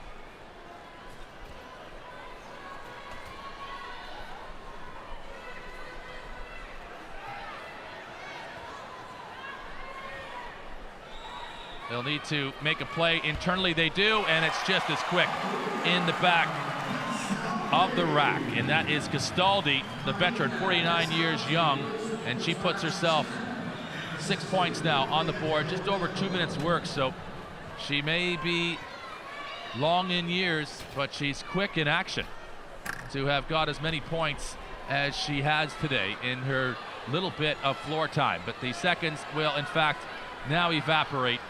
Argentina maybe with one more. She's going to wrap it up for safety. And it's going to just get away, though, at the end. And that really was a good performance. I think that Cardarelli will feel decent about that. The Canadians, they did their job. Looking a little bit calm and sedated. They're probably still looking to have that morning coffee. They get started with the first match of the day in day 3, and they come out and do their work. Now they've got that done, they can have a little bit of respite and a recovery time in the remainder of it, as they've just played their second game. They had that full day off in day 2. And there you see some of the veteran experience and the high fives all the way down the line. That's universal code for, hey, respect. And now the acknowledgement of both of these teams from within the Rio Olympic Arena. Great support and appreciation of the commitment that they have all made to be in this moment. It's not for everybody, and nor is it made available to everyone, the best only at the Paralympic Games. It's a women's wheelchair basketball result in Group A in the preliminary round. Canada come out and take care of business impressively, 73-28 over Argentina, and that's their second win from 2 opportunities. And again, this great relationship between the players and the crowd as they both ovate each other.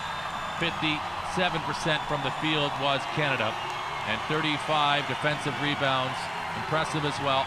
It was the shooting percentage overall, the accuracy, and obrigado, thank you, Brazil. And that really is a special moment.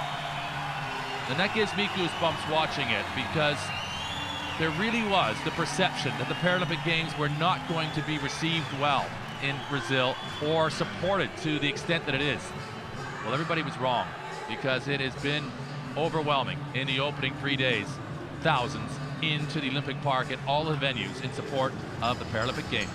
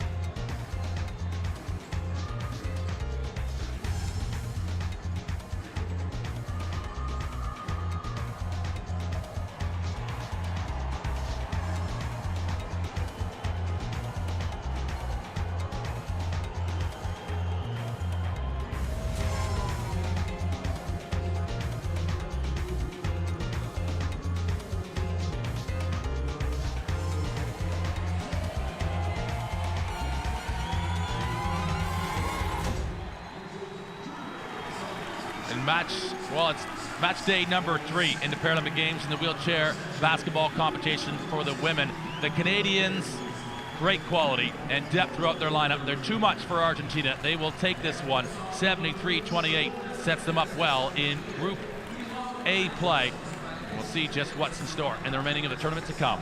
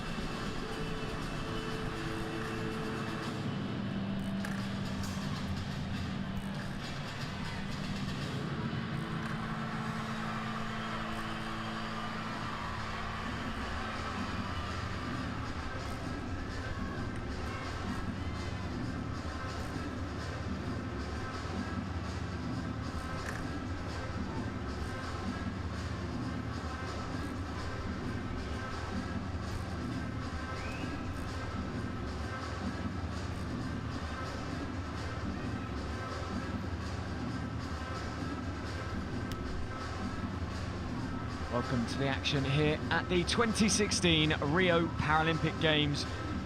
And in front of us today in the women's wheelchair basketball in Group A is Great Britain versus Germany, two European heavyweights. These two are old rivals. That's how the table stands. Canada currently topping all after 2 wins from 2. Great Britain currently sitting second, mainly due to the fact they've played a game more than the likes of the Germans down at the bottom. The result, Argentina, and currently Germany the strongest of the lot because they're holding everyone else up at the moment, but it won't stay that way for too long because they're actually a game or even 2 games behind. As you see, Argentina now 3 games played. Germany playing catch-up. The Germans have the form in this one. They are the reigning Paralympic gold medalists from London 2012. They play Great Britain a lot, along with the Netherlands in Europe.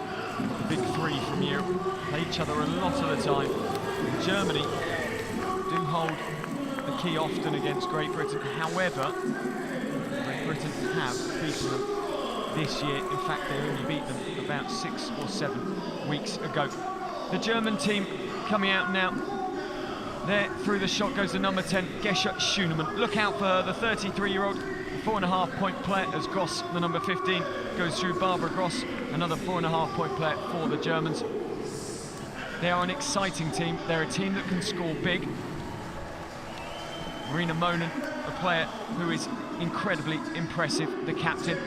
And Holger Klinicki, the coach of Germany, retires after Rio 2016. He's a real mastermind, Klinicki. Here come the British team. Charlotte Moore is the number 4. Carrigal, the captain, number 5, is just, the co-captain is number 5, just 22 years of age. Number 6 going through shot there, Claire Griffiths. She's a 5-time Paralympian. She's the, well, talisman of the team, if you like. 10 years older than anyone else on the Great British side. Bartlett, Hazelden and Love finish off the proceedings for the British team as they go through. Miles Thompson and Dan Price, American heads in the coaching staff for the Great Britain team. Amy Conroy, the number 10, with a huge smile on her face. Dan Price has coached for a long time over in the USA. In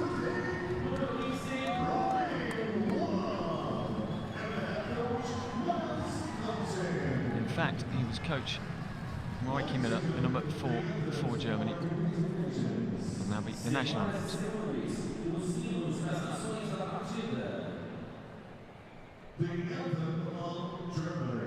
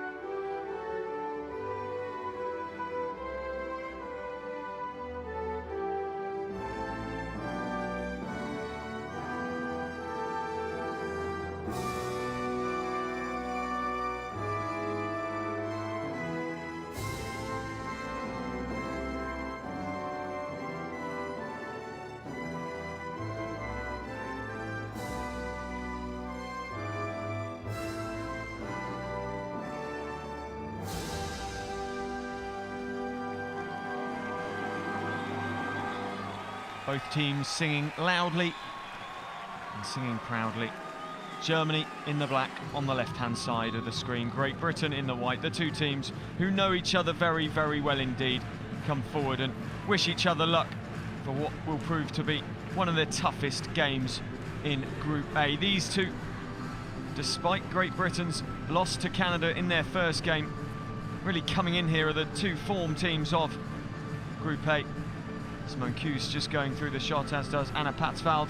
Annika Zayn, look out for her today. She'll be wearing number 8 for Germany. A low pointer who will cause problems for Great Britain. Marina Monin will look to bully. There's the Great Britain team list. Charlotte Moore, Carrigill, Griffiths, Freeman's number 7, Williams 8, Jude Hayman number 9, Amy Conroy 10, Morrow, who played fantastically for 16 points against the Argentinians, number 11, Leah Evans, also had a great game against Argentina, 12, Bartlett's 13. Then it's Hazelden 14 and Love 15, the only Scottish player in this Great Britain makeup. Katie Morrow is a Northern Irish player. Here's Dan Price. In fact, the assistant coach, that is Dan Price. Miles Thompson will be sat alongside him in a moment. They're quite obviously different from Thompson with no hair on his head. Equally nice, lovely guys. Germany, Marika Miller played under Dan Price over in the USA at Wisconsin. The number 4.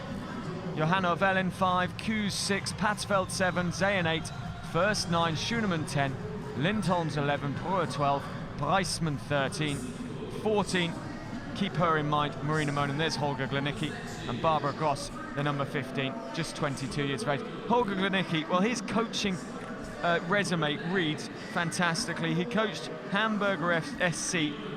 He's led Germany to more gold medals in European competition than you can shake a stick at. 2008, they got silver at the Paralympic Games. They upped that in 2012 when they won gold, and they picked up the silver at the 2014 World Championships. There's Miles Thompson talking the last plays through with his team. There are the starting 5 for Great Britain: Carrigill, Freeman, Williams, Conroy, Hazelden. They'll essentially play a 2 big lineup as Freeman forward, but a smaller forward. Miller, Kuz, Zayn, Schoenemann, Lindholm. That's what the Germans go with. Schoenemann's a big player, Miller a very big player indeed, keeping Monin currently out of the starting lineup, and that is exactly what Great Britain will want. That is how they've played so far. Against Canada, they didn't play well at all. It was a start from hell from Great Britain, if we're brutally honest. They lost 36-43, but they picked it up against Argentina. They got the victory that Great Britain wanted on day 1 of the games. They had to wait until day 2. Germany against Brazil are comfortable in 77-32. Controlled, composed, as they always would be. Miller got 22 points. Monin got 21 points. There are the referees for this one. The referee is Juan Ruanuela from Spain. Christian Roja from Italy is the umpire, one umpire, and Karen Molina. 3 very, very experienced referees and umpires for this match. Great Britain versus Germany, Women's Group A, wheelchair basketball at the Rio 2016 Paralympic Games.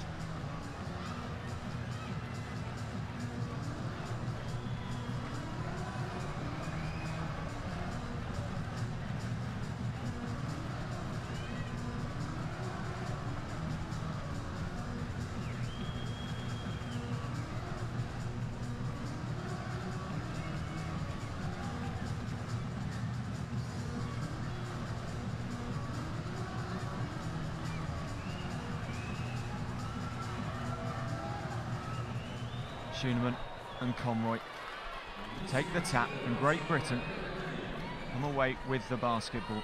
Schoenemann, a fascinating character, the number 10, rolling out towards Helen Freeman. Freeman in control of the basketball for Great Britain. Moves the ball onto Conroy, who fades away as Kuz makes contact with her chair.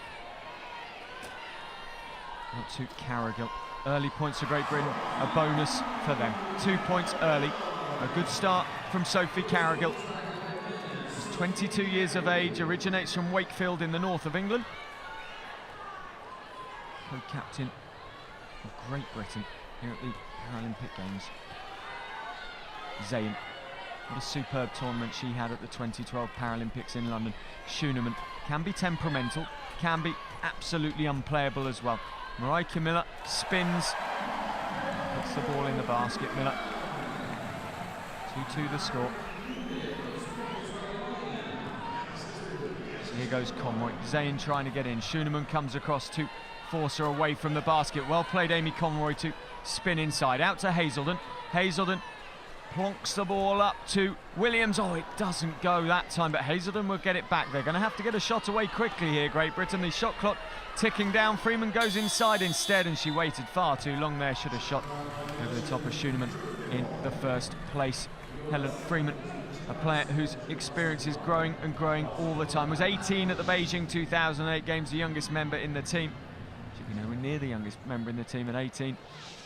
In 2016, Katie Morrow, just 16 years of age.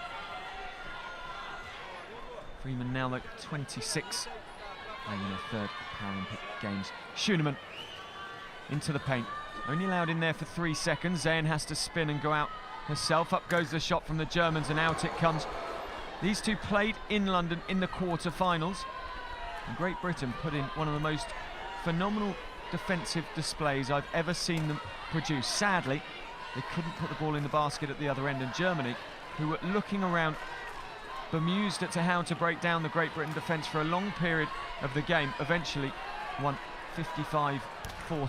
Carrigill, superb start from her, another 2-pointer, and she starts in a calm way.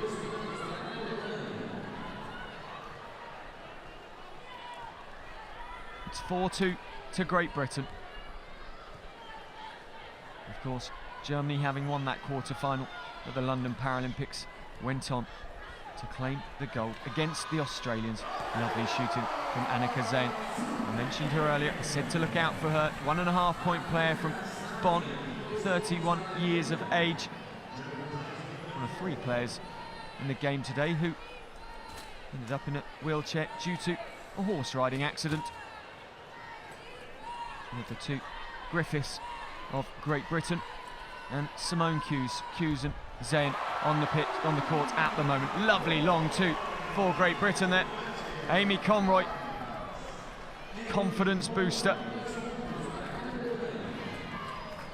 Zayn. Now, what will the call be here? It's going to be a foul on the play.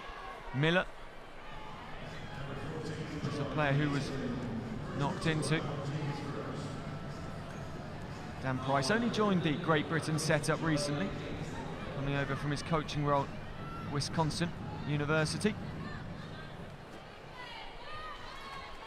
Schoenemann, 6'4" Great Britain. Miller, in she goes, and the Wisconsin player finds a way to the basket once more.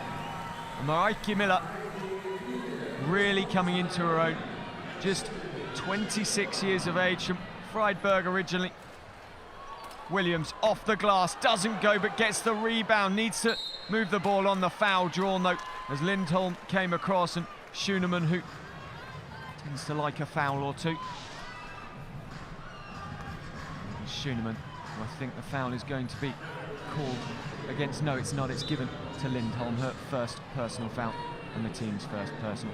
Don't be surprised though, going through the game, if Schoenemann picks up 3 or 4 fouls. Poor pass there for the Great Britain team. Freeman cuts inside, finds Conroy just outside the paint. She's trying to get around Marieke Miller. The shot clock runs down, and not a good play for Great Britain. Superb defence from Germany.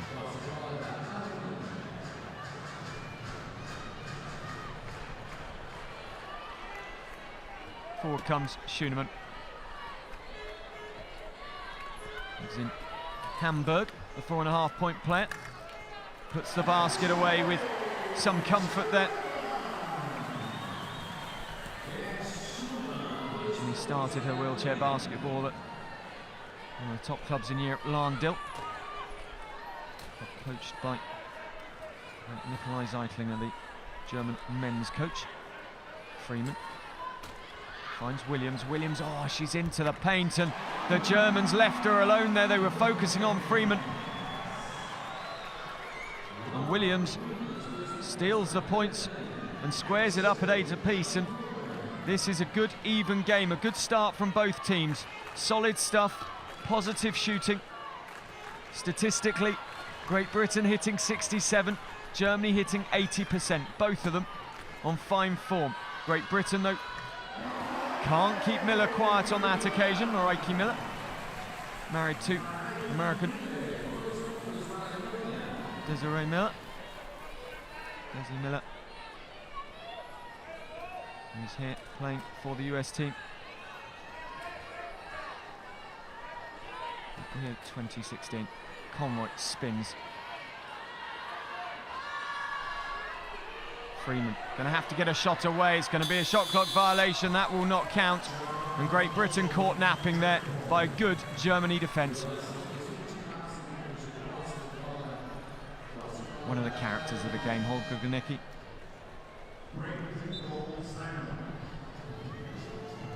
Timeout's been called. 10-8 the score. 4:35 left in the first. Strong contingent of British flags you see just up above the technical delegates table. Mars Thompson having a word to his team. He won't be worried at the moment. Let's have a listen to what he's saying.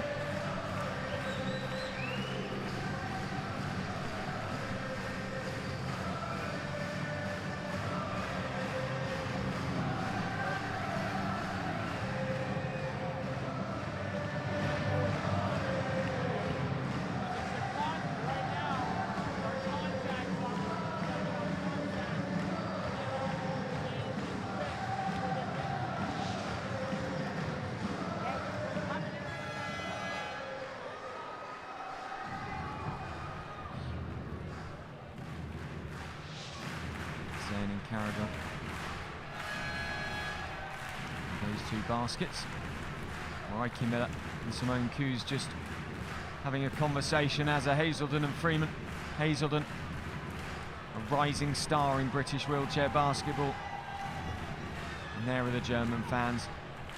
So many travelling family members and fans of Paralympic sport willing to make their way to South America.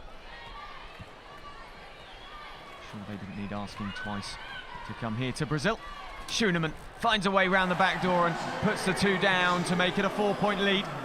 Germany dangerous when Schoenemann gets going. 4 points now for the game for the 4.5-pointer. Conroy. Schoenemann trying to close her out, and Miller steals the ball, and Conroy needed to be more alert to the threat there of Mareike Miller. Schoenemann.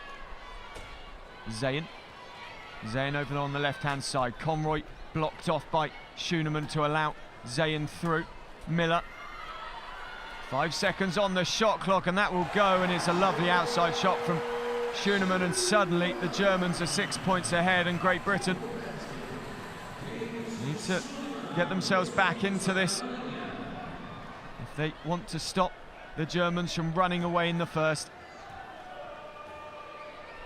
These two played each other on the 1st of August. Germany won 61-51. It was at the Women's Continental Clash in Worcester, Great Britain. Overall, that event was won by the Netherlands. They beat the Germans by 4 points in the gold medal match there. Great Britain sealing the bronze by beating the Canadians, and here Great Britain are going to struggle to get the ball out of the half. No, the whistle's gone and the foul drawn on the play.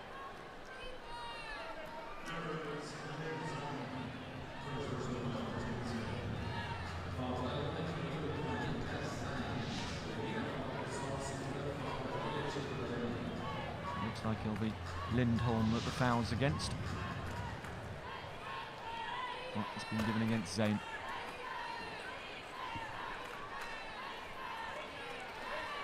Freeman over to Williams. Williams off the glass, and it goes.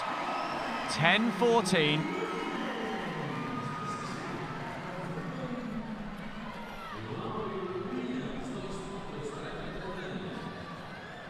Oh, well done, Annika Zayn. She went all the way there. Went around Charlotte Moore like she wasn't even on the court. And Annika Zayn making no mistake. Took up the sport at 14 years of age at ASV Bonn. Zayn, and she sets the world alight when she's playing well. Hazelden, nothing there that time. The Germans remain 6 in the lead. Simone Kues comes forward. 1 point player, so only takes up one of Germany's 14 points allowed on court. Now Schooneman in the paint for a long time. The ball bounces back kindly to Freeman. She's got Schooneman right behind her. Williams up in support. Both Williams and Freeman have spent time playing at university in the USA. Freeman under the watchful eye of American women's coach Steph Wheeler.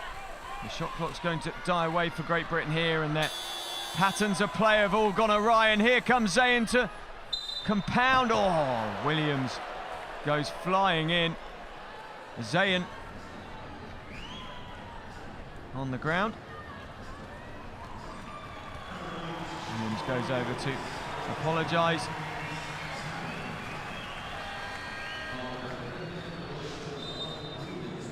Zayn back upright, Carrigal in, Evans in.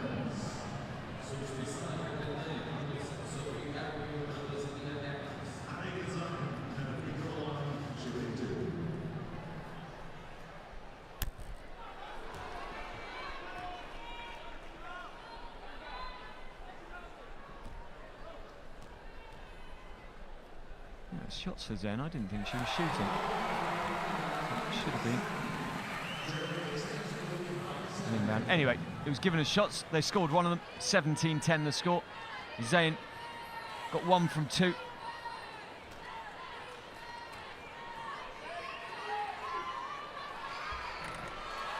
And in goes Leah Evans. Solid performance from her at these games so far, Evans. She's picked up 8 points personal before today. Into this one, into the action, and gets the 2 to make it Great Britain 12, Germany 17.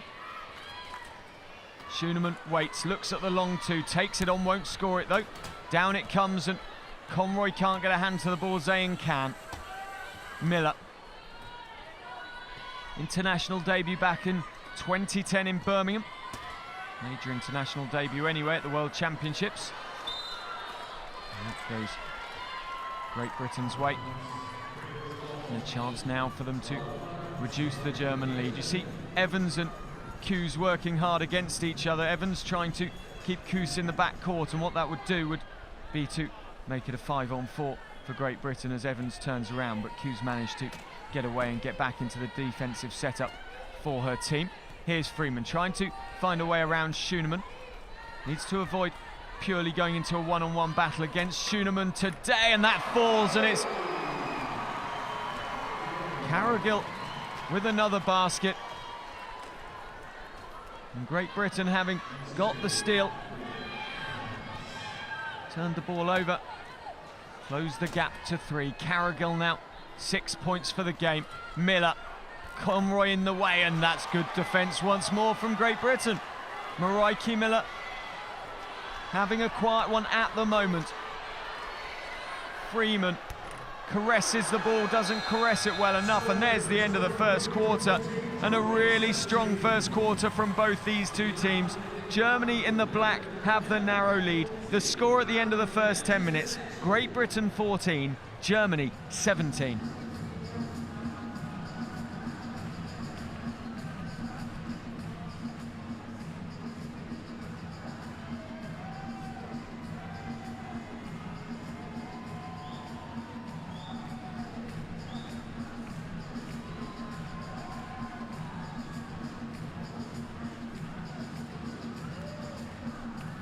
There are the statistics for the game so far. 58% hits, 57%. That one free throw for Germany gives them, or helps them to a narrow advantage. Steals 2-0 for the Germans. They've turned over the ball a number of times though. Here are the highlights of the first quarter as Great Britain took the early lead, but the Germans fought back and controlled the game by 6 points.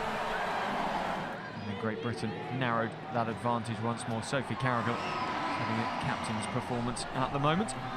6 points for the game.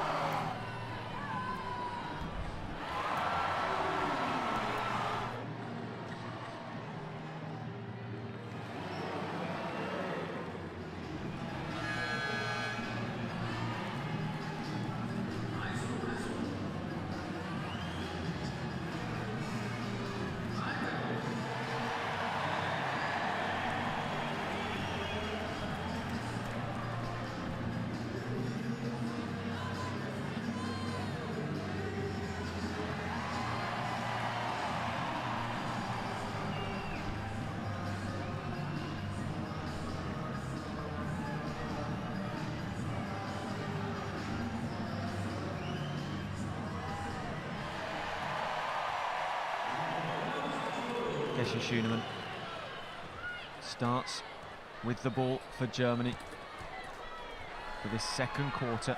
3-point the lead. Oh, and they've thrown the ball away, the Germans, and if they can't keep this in, this really is a positive start for Great Britain at the start of the second quarter. The shot clock ticking down.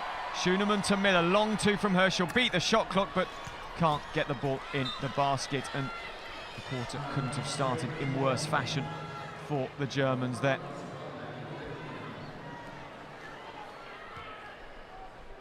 Evans and Freeman just interacting. Evans sets the block. Freeman spins. Carrigal goes inside, gets the ball, and Miller's there to stop Carrigal getting the shot in the mismatch in height and points, and it worked to that lady Marika Miller's favour. Won a number of national championships in the USA with Wisconsin, 3 with Dan Price, the Great Britain assistant coach. Schooneman, the shot clock ticking down all the time. Schooneman spins, the whistle goes on the play. I'm not quite sure why, because Schooneman just spun wildly out of control. The referee has given a foul against Carrigal. Well, personally, I thought she did nothing at all there. Marina Monen, an imposing figure to enter the fray, especially with her point scoring. She barely played at the Continental Clash in Worcester, the last tournament that these two teams played in before they came out here. She did play a bit against Great Britain. She was very unwell at the tournament, sadly, and she went on to score over 20 points against Great Britain in the only game I remember seeing her in that tournament. Shot clock violation again for the Germans. They're struggling a bit to break down this Great Britain defence, but what you will see with Monen coming in is if Great Britain play like they did against Germany in Worcester, Monen is a different threat from Schooneman. She's less mobile, but she has a better shot. The Great Britain team tend to find it very difficult to defend against. Williams, Conroy, long two, lovely long two from Amy Conroy, and that is exactly her sort of range. She's a big, tall player. She's got a nice, long outside shot on her as well. Marika Miller, known by the nickname MA in Wisconsin.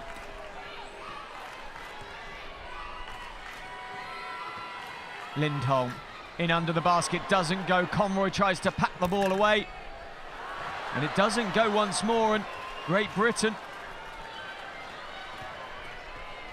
with the basketball. Freeman spins away, holds on to the ball. Williams working hard in front of her. Freeman needs to move the ball on now.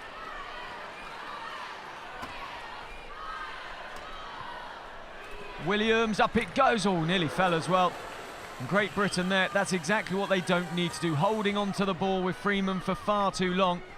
They need to move it on quickly. They're a very difficult team to play against when the ball is moved fast and they make the ball do the work. Monen misses the first. Now, who did that come off? Came off Great Britain, off Freeman.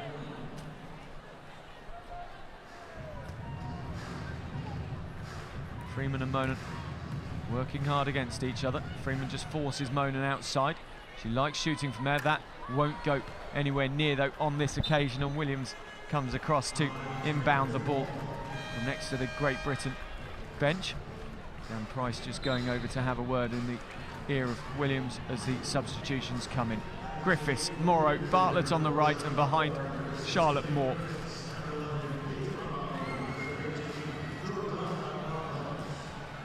An interesting change at this stage in the game from Great Britain. Freeman stays on court and holds onto the ball, working with Griffiths to try and generate some space. Out it goes to Katie Morrow.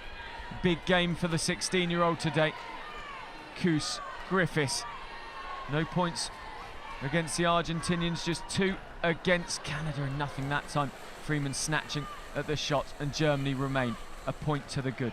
The significance of this game, for those of you that may not have been following the table, is that 4 teams will go through to the quarter-finals, but your quarter-final depends on your ranking in the pool. So each team obviously want to finish as high up the pool as they can. Both these teams should make it through to the quarter-finals.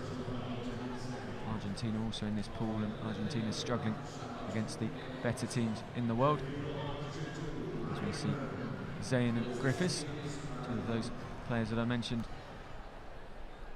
in a wheelchair due to horse riding accidents, both in the late 90s. Both players been around for a very long time. Monan at the line.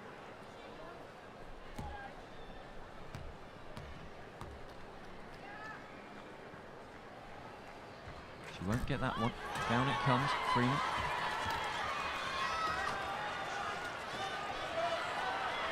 Freeman with lazy shot in the end there from Bartlett.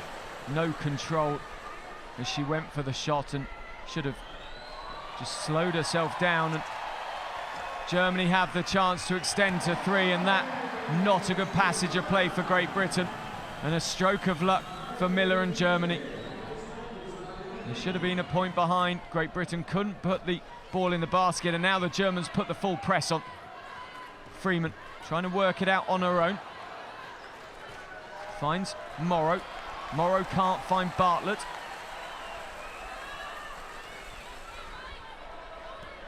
Lindholm. Freeman sits in front of her and tries to bully.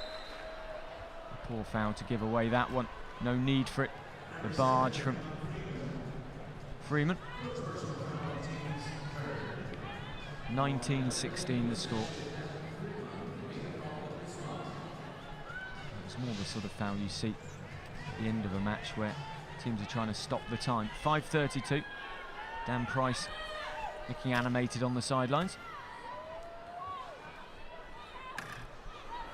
Nothing on that occasion for Germany. Bartlett moves the ball on to Freeman. Morrow in and out the key she goes. Griffiths on the right hand side looking for the ball. Freeman thinks about lining up the shot, instead into the key she goes. Morrow, long 2, that won't fall for her, no it doesn't. And Miller in Germany can defend that fairly easily. A bit too predictable from Great Britain. Monan. Zayn. Zayn looks for Lindholm, who's been in there a long time, and the call was made by the referee 3 seconds inside the key. Not allowed to stay inside that painted green area for more than 3. And it's going to be a timeout. Great Britain 3 points behind the Germans. Germany 16, Great Britain 19.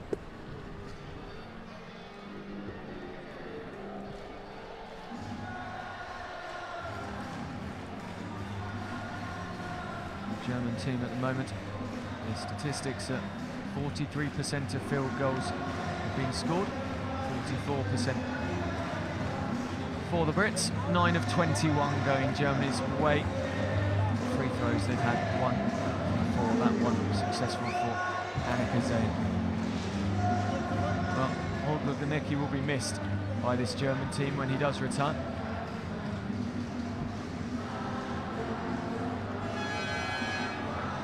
In the EuroLeague Challenge Cup back in 2014 with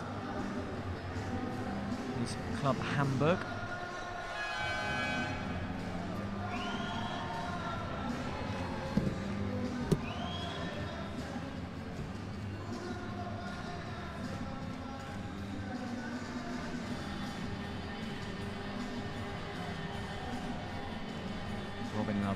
into the game for Great Britain.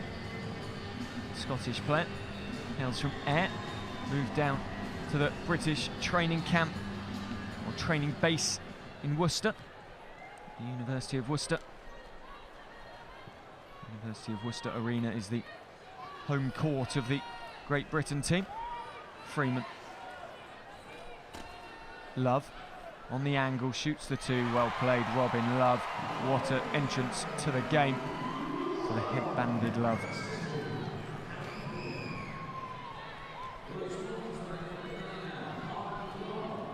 (19-18) the score. Monan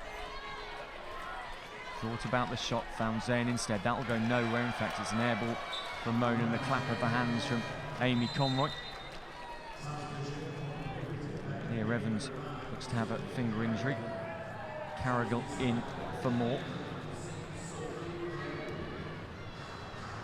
And then a rapid rise. Bronze medalist on her major debut in 2013 at the European Championships over in Germany.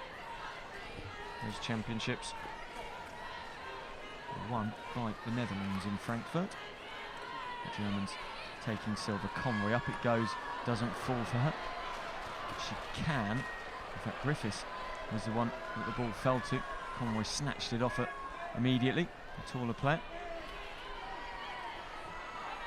The shot clock ticking down. Carrigal trying to get the shot away, and Griffiths is going to end up with the ball in her hand as the shot clock finished completely. Germany 19, Great Britain 18. Marina Monan and Annika Zayn, huge experience. Two gold medalists, Schoenemann as well, was there in London, helped the team to gold. Schoenemann level-headed so far today. Can get a little bit fiery. It's always fun to watch. Over it goes to Monan. Monan up and out. Off form currently, Marina Monan. This is unusual for her, and Great Britain need to take full advantage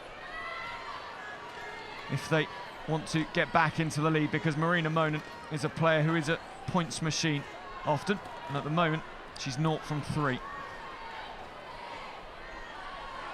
Griffiths, Freeman with the shot. Oh, it went in and came back out again. And at the moment, Great Britain, although they are stopping the Germans scoring, unable to put points away at the other end, and this is exactly what happened at London 2012. And at times can make the Germans look quite an ordinary team, and trust me, Germany are not an ordinary team, but the difference often is that lady, Marina Monan. She puts the two away, she extends it back to a 3-point lead. Robin Love, it's over to the sideline. We've got a timeout and the score. Great Britain 18, Germany 21.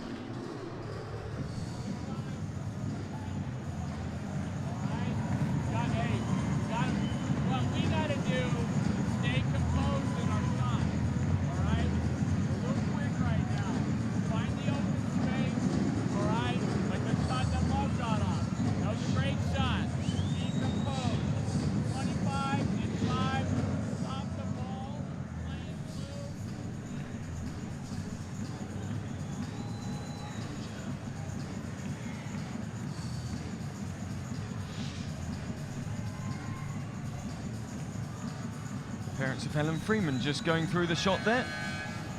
Claire Griffiths' family down by the rail for Great Britain. Olga Gunecki is deep in tactical thought.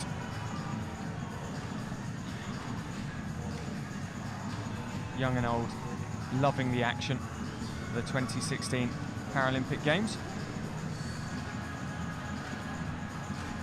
Union flag adorning dresses and all sorts from the British fans.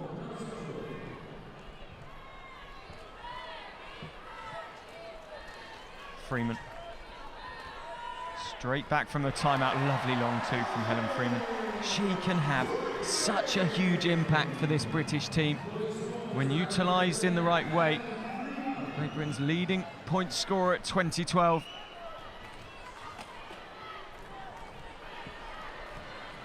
And she's her first two of the game. Koos misses. Freeman gets a defensive rebound, an important defensive rebound because it's a 1-point game currently with 1:50 left in the first. Hazelden, Moore. Probably should have found Williams, didn't, went for the shot instead, and nothing coming on that occasion. Koos to inbound, 1-point player, studied psychology at the University of Göttingen.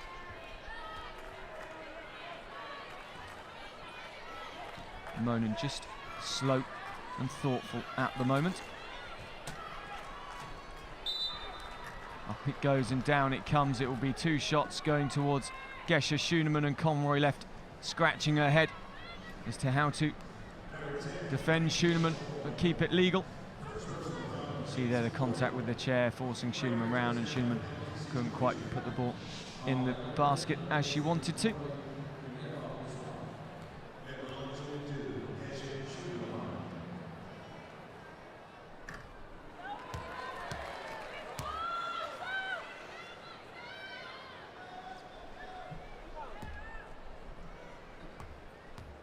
Naught from 1 for Schoenemann.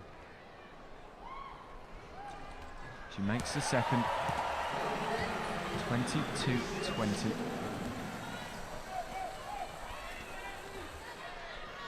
It's a tactical battle, this one. So far, 40%, hits 43. Great Britain with the slightly better percentage. Oh, under the basket for Williams, and she brings it back to a tied game, 22-22. And the University of Alabama alumni, Laurie Williams, also studied at Loughborough University in Great Britain, so studied across 2 different countries for her degrees. And she picks up the ball now. Conroy, Hazelden trying to race in the back door. Freeman was in there for a long time. Conroy, the shot goes up, and Great Britain into a 2-point lead with 1 to come and 30 seconds left in the first half. And this is significant because the Germans have had their noses in front for the majority of the half. Schoenemann turns away in disgust, and Great Britain have the chance to make it a 3-point lead with 30 seconds left to go in the first half of this Group A encounter, Great Britain and Germany.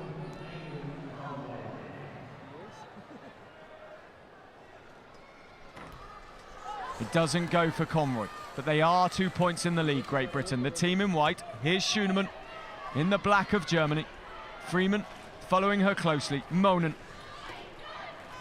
Oh, well played to find Annika Zayn. Zayn off the glass, and the composure of Zayn brings it back to 24 apiece.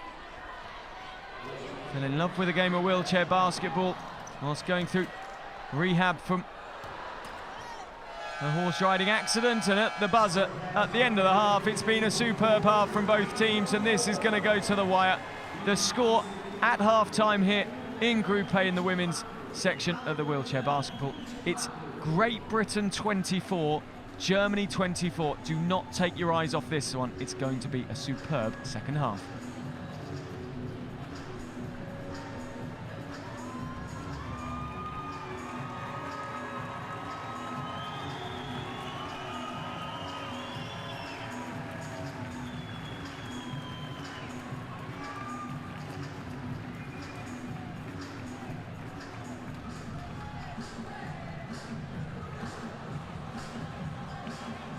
So their confirmation of the score, 14-17 from the first quarter, and then 10-7. Britain led the way in the second. Means it's 24 points apiece. Well, it couldn't be closer. What a half of basketball. The team that finished second in the World Championships, and the team that finished 5th in Toronto 2014. And there are the statistics. Field goals, 46%, plays 41%. Of all field goals. Only the 2 successful free throws, and they went Germany's way. Defensive rebounds 13-12 in Great Britain's favour. With turnover balls 7 times Germany. 3 points from those turnovers, very close, 6-7. well, you expect those statistics when the score is tied up as it is.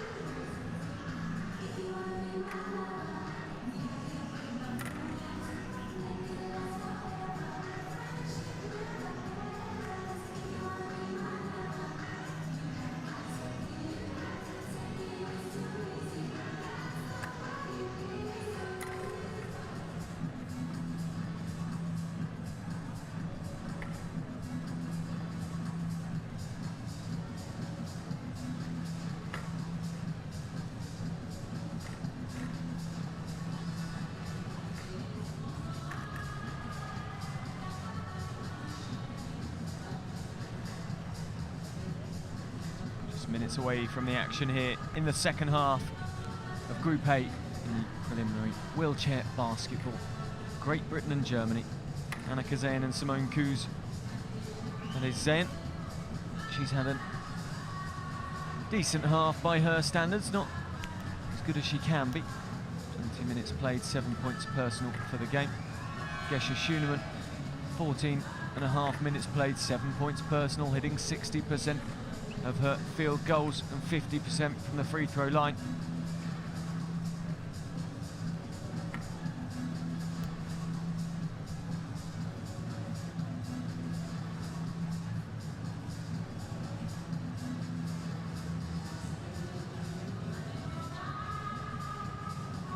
Great Britain, well, their stats at the moment leading all scorers. They've shared it around a bit actually. Williams 6, Carroll 6, Conroy 6. 20 minutes for Freeman and a couple of points, only hitting 20% though Freeman for field goals. Robin Love came into the action, 100% success rate so far. That's how the game looks. Great Britain 24, Germany 24 at half-time. Exciting one, this one. The second half coming up in just a few moments' time.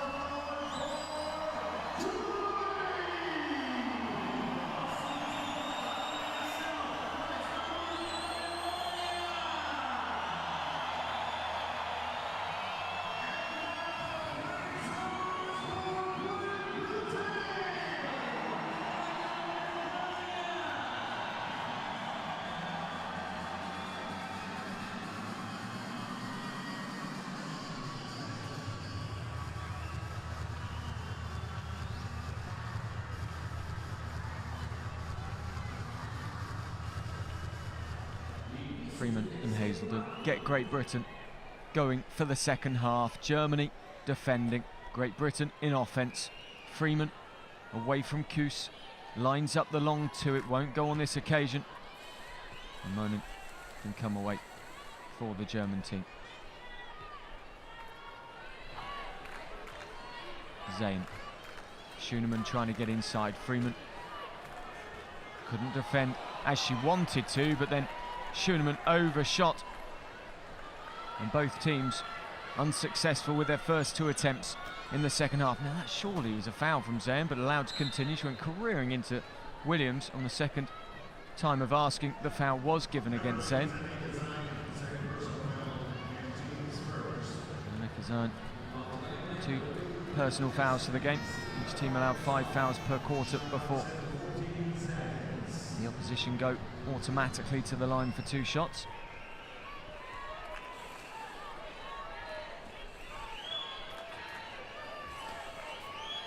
Freeman,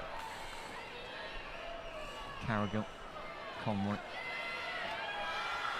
Up goes the shot. It would have beaten the buzzer had it been successful, but it wasn't. Great Britain haven't come back in very well here in this second half.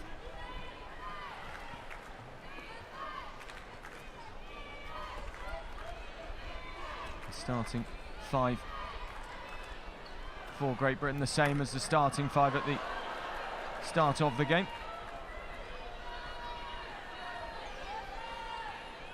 For Germany as well. In fact, no, Monan's on, not Miller. Conroy turns out to Carrigill. Shot clock ticking down once more. Williams to Freeman. Freeman takes too long, and eventually the shot goes up and goes down well for Freeman, and the fist pump comes. I thought she had left it too long, with Schunemann towering over her, but shooting over the top of Schunemann, and Freeman did very well indeed. 26-24 now. Great Britain have the lead. A significant pool match this, because with Great Britain, Germany and Canada all vying for the top 2 spots to avoid the likes of the Netherlands or the USA come the quarter-finals. Those are the 2 teams they want to avoid. Monan unable to get the shot in the basket that time. 3rd place in the pool would probably play USA or Netherlands, barring any major upsets in Group B. So a win here, especially with Great Britain's earlier loss to Canada, Means for them it's an incredibly important game. For Germany, with Canada to come, they still need the win. 26-24, Great Britain lead the way. Schooneman, Conroy paying her close attention, and Great Britain managed to block out Schooneman, and they return with the basketball. Williams and Freeman just clatter. Freeman looking to go in the back door instead. Turns out once more. Williams, the shot clock ticking down. Carrigill finds Conroy. Conroy off the glass for 2, and they beat the shot clock. And that really was impressive stuff. The ball moved brilliantly by Carrigill to Conroy. And bearing in mind, Sophie Carrigill is just a 1-point player, so she's at the more severe end of the impairment scale of the classification system in wheelchair basketball. She utilised the balance that she does have to move the basketball onto a more able-bodied player, if that's the right phrase, in Amy Conroy, and Monan beats the buzzer herself to make it 28-26. You see Conroy in the background has the above knee amputation, which is what I was alluding to before Monan put the ball away. Freeman. What a game this is. Germany 2 points behind currently. It means nothing really at this stage. A long, long way to go. Make that 4 points behind. Helen Freeman has returned to form in this second half. 6 points personal now for the game.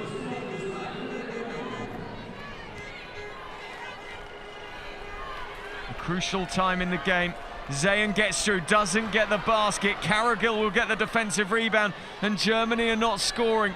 Can Great Britain go down the other end and stretch it to a 6-point game? I don't think I've ever seen Germany hit 36% in a game.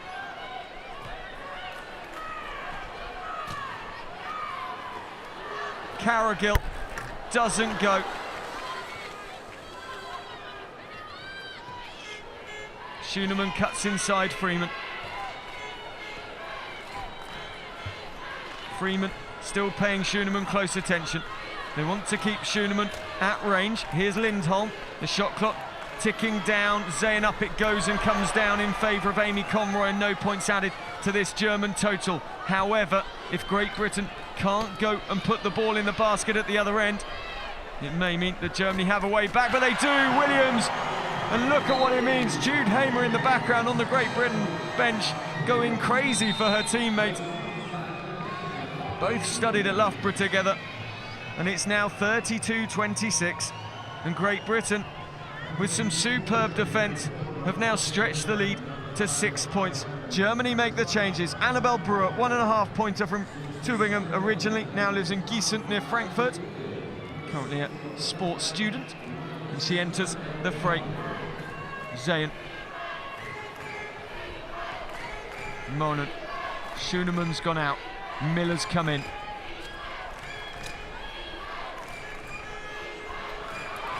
Johanna Vellen wanted more than she got there. And Freeman comes racing away once more. Monan pays close attention to Conroy. The shot will open up for Freeman off the glass. Not available for 2 that time though.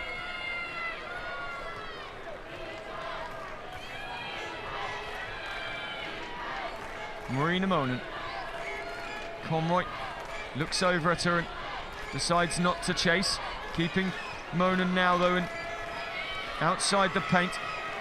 Only just. Oh, and the foul against Freeman. It was a close call. And Freeman, very plucky player. And yeah, you see the hand just grabbing at Monan's right hand. And actually a lot more obvious than I thought it was. Leah Evans. Freeman was captain of the Great Britain women's under-25 team at the World Championships in 2011. Evans comes into the game. One of the players crowned under-25 world champions just last year, Evans. Conroy does her defensive duties. Williams, another of that starring under-25 team.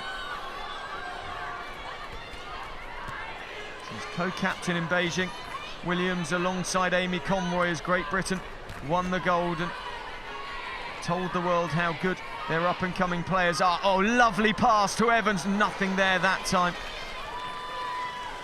Still 6 points the difference, still Great Britain have the lead, still Germany struggling to put the ball in the basket at the other end. Here is Velen into Zayn, it doesn't go once more, but Velen will get the ball back, all arms and elbows. And Johanna Velen, 32 years of age, originally born in Pajala in Sweden. He's a snowboarder, an accident snowboarding, and that is what left her with a spinal cord injury. Took up wheelchair basketball, and the rest is history. She's here on the world stage. The pass, and it's a 3-second violation for Mareike Miller, hanging around inside that green painted area, the key for too long. This an incredibly strong passage of play for Great Britain, but you have to feel that for them, they need to really get a 10 to 12 point cushion, because if Germany come fighting back at any point, it can be so dangerous. What's Holger Glanicki got up his sleeve?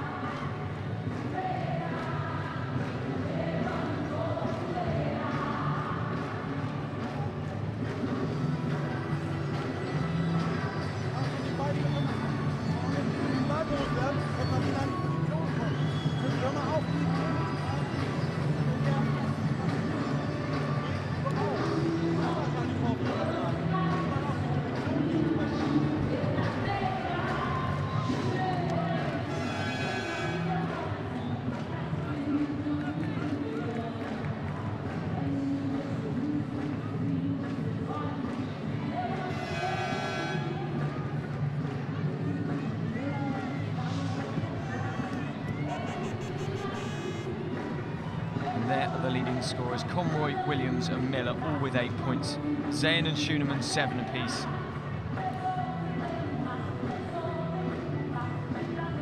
It's been shared around today. Point scoring. This, a great advert for women's wheelchair basketball, for wheelchair basketball.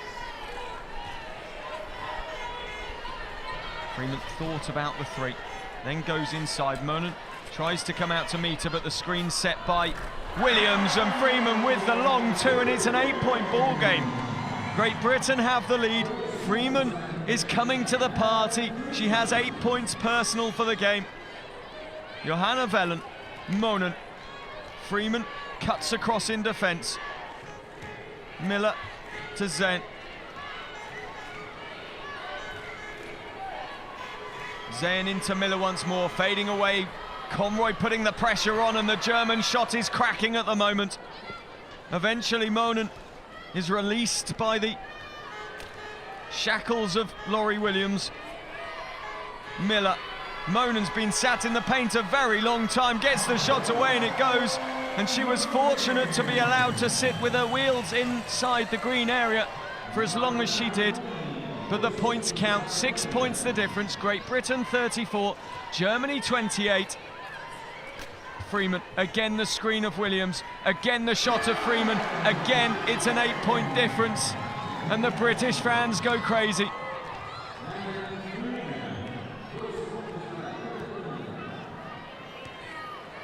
Again, Great Britain look to keep Monen in the backcourt. Velen it is with the basketball. Now Monen arrives, Miller under the basket, up it goes, it comes down, and Miller has to get in and out quickly. Zayn with the long two, it won't go on that occasion, and Conroy with just 1 minute 10 left in the third. Where has the third quarter gone? It's a 12-4 differential in this third quarter. Defensive rebounds, 22 for Great Britain. Oh, in and out for Amy Conroy. That with the chance to extend it to 10 points the difference. Again, Monen kept in the back. Velen goes to help out Zayn. Now they flood forward. Miller in and out the key. Zayn to Velen. Velen up it goes. And again, another defensive rebound for Amy Conroy. Conroy, who now has 5 for the game, totaling 6 overall. The whistle goes, and it will be a foul against the German team. 2 fouls apiece. Holger Gernicki, defensive body language. He won't be happy with his team at the moment. He's not used to being behind full stop, let alone against Great Britain. That was Velin's first personal foul of the game. Freeman, under 24 seconds left in the game, but the shot clock will continue. Up and down it comes for Great Britain with no points added. Monen, Great Britain trying to press the Germans in their own half. Eventually, Zayn, here's the chance for Germany to reduce that deficit. Conroy picks up, and it will finish the third quarter with a Great Britain lead of 8 points. At the half it was 24-24. Germany in the last 10 minutes have only scored 4 points. Paralympian there, Louise Sugden, waving the flag. Played at London 2012, was co-captain of the Great Britain team. 12 points in the quarter for Great Britain. They're remaining consistent. Where have the Germans gone with the shot? I have never seen Germany shooting quite so badly. 30% of field goals for the game. Great Britain in their opening encounter hit 28%. Today they're hitting 45. We've only had 2 free throws out of 7 successful across the board. 24 defensive rebounds for the Brits. And what that has partly come from is missed shots from the Germans, and Helen Freeman is starting to warm up into this match.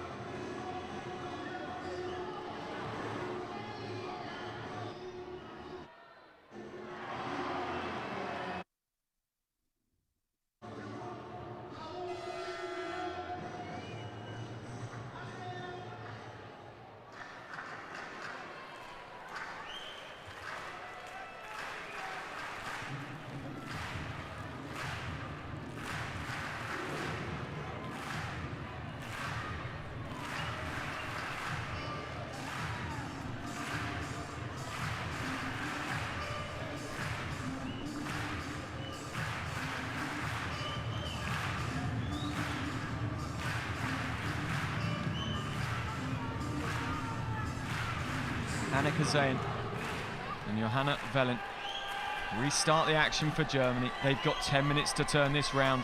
The gold medalist from the European Championships in Worcester in 2015. And Monen manages to lodge the ball in the basket, in the rim. It won't count as points. Germany won the gold at the Europeans, 72-62. They beat the Netherlands in the final. The Netherlands had gone 6-0 in the pool. Marina Monen, the number 14 for Germany, was the MVP. The referee, creative. Poor pass, so then to Helen Freeman from the referee. Doesn't have a word in his ear. He walks away with a smile on his face. Great Britain at those Europeans as hosts finished third. They've won European bronze 8 times from the last 9 attempts. The last time they failed to medal at the Europeans was 2005, when they missed out on the World Championships in Amsterdam as a result of finishing 4th in Lille. Hamer into the game, doesn't get the basket, and we stay at 8 points the difference. Conroy has come out of action for Great Britain. Miller, Hamer following Miller closely. Miller looks for options, doesn't have many. Eventually Monen comes forward, having been pinned in the backcourt, and Miller puts the basket good for the Germans, and we're back to 6 points the difference, with Germany hitting 30 now. 10 points personal for the game for Mareike Miller. And the number 4, as an offensive foul is called against Helen Freeman. Her second personal, the team's first of the quarter.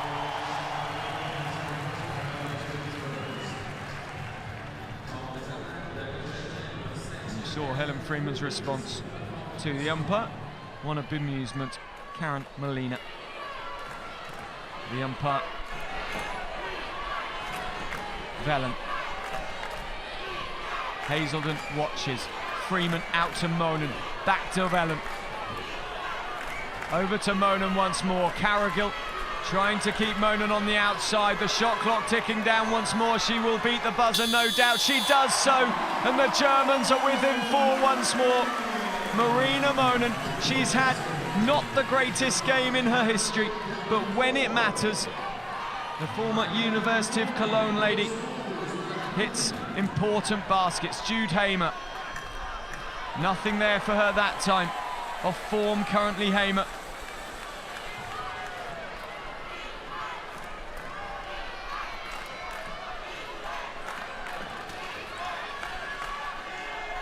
Monan in under the basket, in the paint, it goes in, it comes out, it goes in again. The Germans are on a run here. They're 6-0 in this 4th quarter, and it means it's a 2-point ball game once more. The timeout called by Great Britain.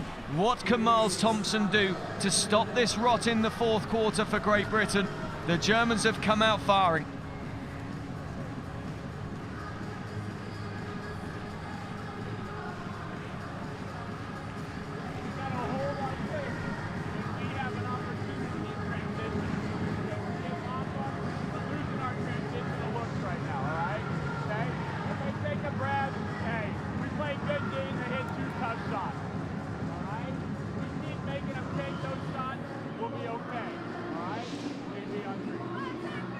What strikes me with Miles Thompson when you listen to what he's saying in the timeouts is it's very, very calm. He's offering belief to his team.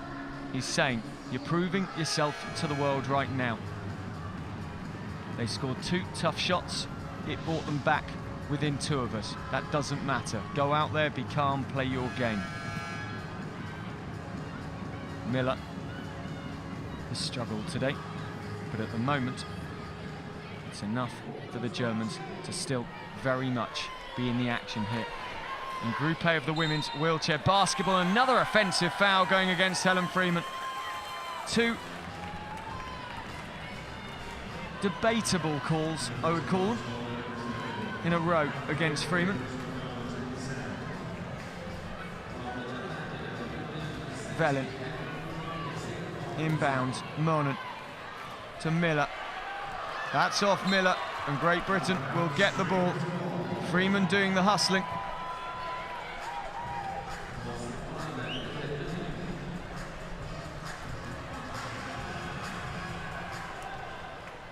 Hazelden and Freeman.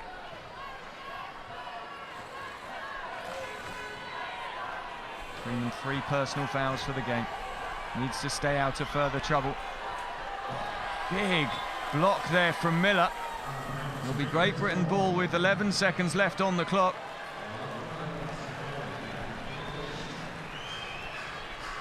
To be fair, she followed through and I thought fouled Freeman. Ended up falling out the back of her chair. Mareike Miller.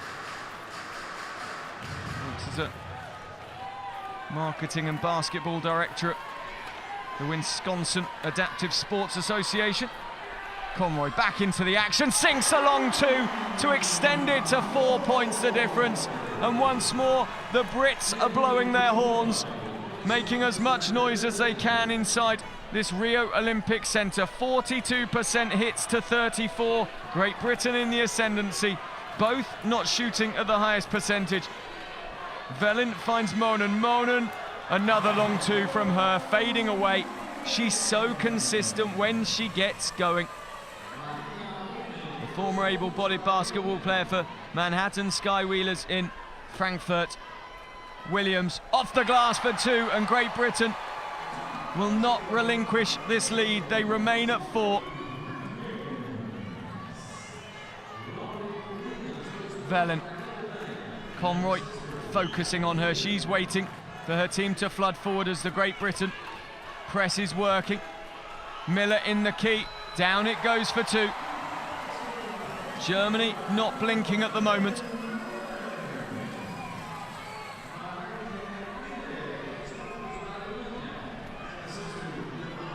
Freeman, Conroy. Williams ahead of the plate, as is Carrigill. The shot clock down into the last 10 seconds. Hazelden, up goes a shot, doesn't go that time. Williams comes in with the offensive rebound for Great Britain, and then the poor pass from Freeman. It's 2 points the difference at the moment. The Germans are fighting back. Zayn coming forward for Germany. Germany in the black, Great Britain in the white. This is an absolute thriller. Monan. It goes nowhere. Conroy throws it up in the air. Will she get there in time? Yes, she does. The basket is good. It's 4 points once more, 42-38. Dan Price in the background for Great Britain, calling the play with the card, the yellow card that he's holding up. Vellin moves the ball forward to Miller once more. Conroy keeps an eye. Carrigill too. Monan goes clattering into Carrigill. Here is Monan from outside. It's going to fall short that time. Freeman can't get it. Vellin can. There will be a jump ball called. Now this depends on which way the arrow is pointing. It looks to me like it will stay with the Germans.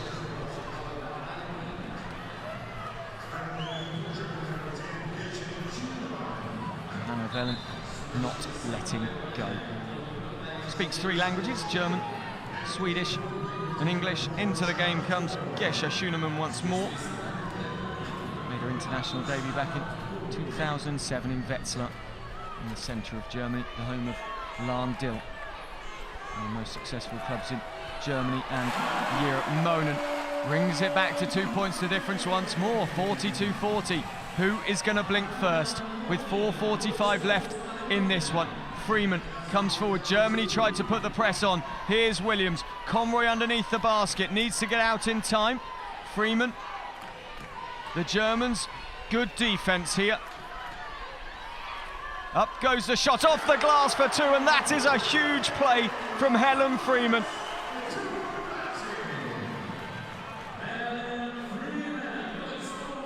(44-40).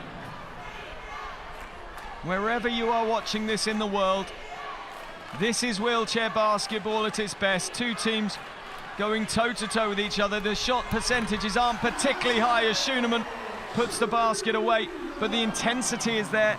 Both teams are working incredibly hard, and it's going to go right down to the wire here. It's the Rio 2016 Paralympic Games. Hazelden. Vellin goes across, 14 seconds left on the shot clock. Conroy tries to get around Monan. The pass for Hazelden, unsuccessful, and Germany have the basketball with a 2-point deficit currently.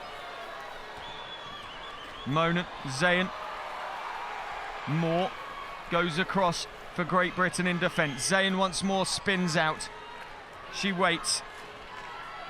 International debut at the World Championships in 2002 for Zayn. Monan, Conroy in, and just flicks the ball off the pitch, off the court, with 1 second left.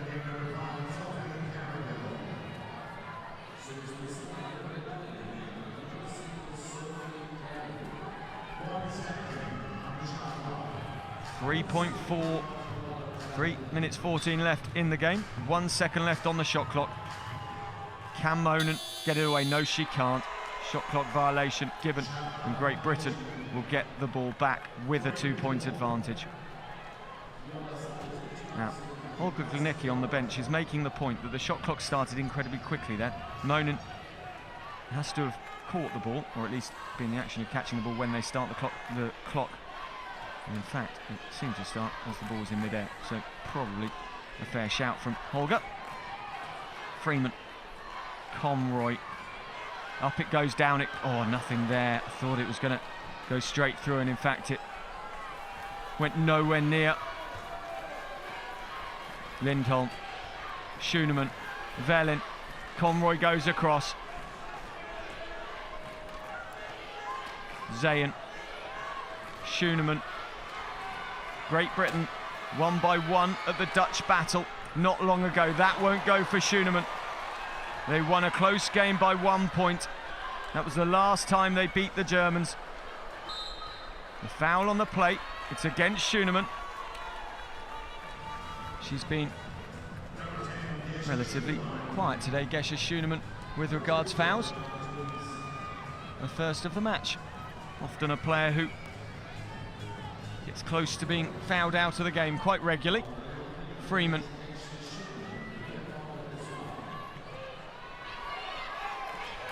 Freeman cuts inside. Out to Hazelden. Hazelden to Carragill. Carragill snatches, and Conroy is in there and steals it back for Great Britain. Freeman off the glass for two, and it goes. It's 4 points the difference once more. We've got 2 minutes left here in this Pool A encounter. And Helen Freeman, when it matters, 14 points personal now for the game. 7 rebounds, 1 assist. The score 46-42. Every time the ball goes dead in the last 2 minutes, the clock will stop. 2 minutes at the end of a wheelchair basketball match can always last a long, long time. Great Britain have the basketball as well. Brewer turned it over. Freeman, if they can score here, Great Britain, they really do get a good control on the end of the match. It goes in and goes out for Freeman. It remains at 4. Monan under close attention of Freeman, who gives up the efforts to pin Monan in the backcourt and returns to the standard defence pattern for Great Britain. Monan once more. That won't go. And Freeman can hold on to the ball. Conroy.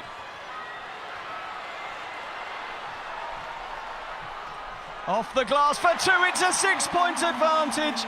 Great Britain, with 1:24 left, are on the verge of a famous victory.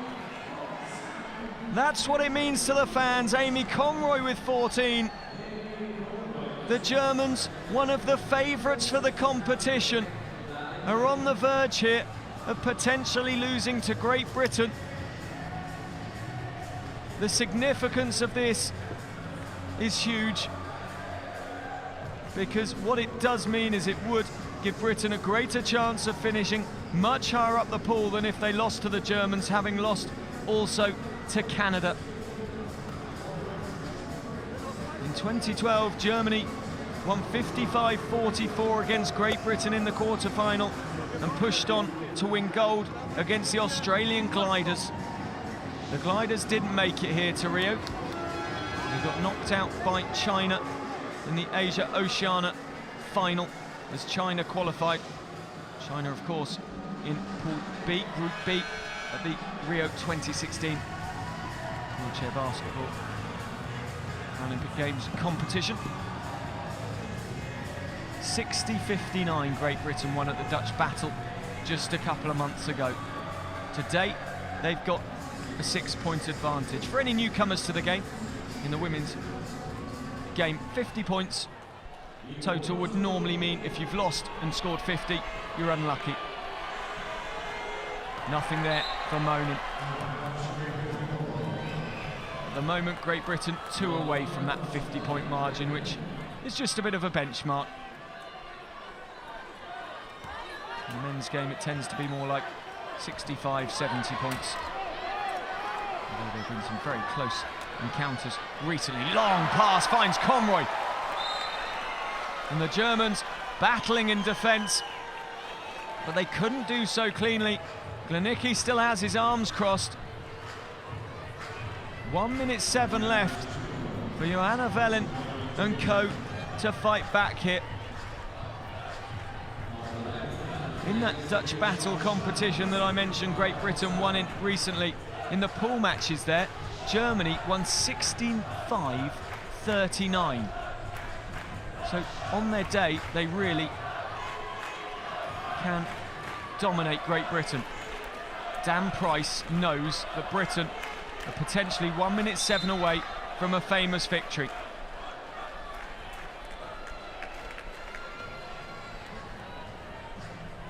Back in 2000 at Sydney, these two faced each other in the 7th, 8th place playoff. The Germans came away on that occasion the victors to finish 7th. Freeman inside the last minute. Monan Can't get the ball, but can knock it out of play. Great Britain have 5 seconds left on the shot clock. 56.3 left in the game.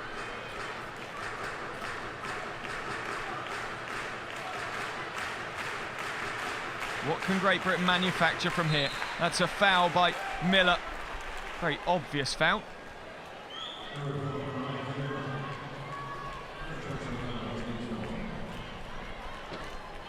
It will mean the reset of the shot clock, so it'll be 14 seconds as Great Britain are in the positions half, as opposed to 24 if the shot clock reset in their own. Freeman over to Williams. This could seal the game. It won't count. It's an offensive foul called. 6 points the difference, still 47.1 left in the match.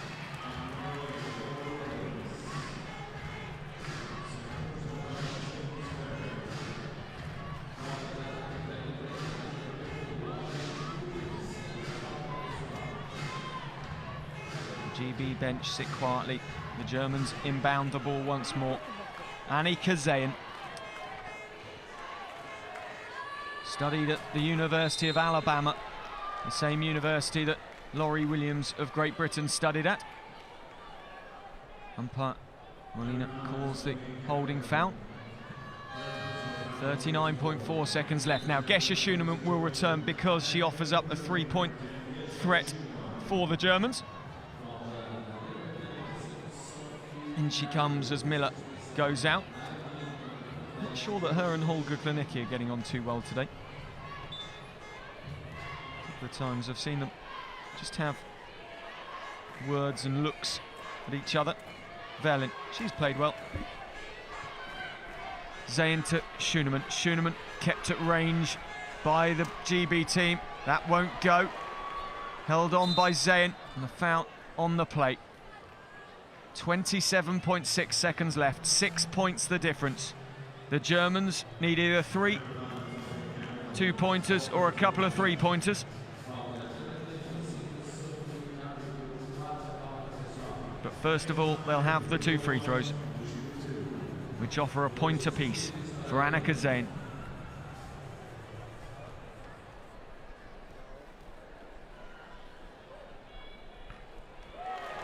Nothing that time for Zayn. We stay at 6 the difference between these two.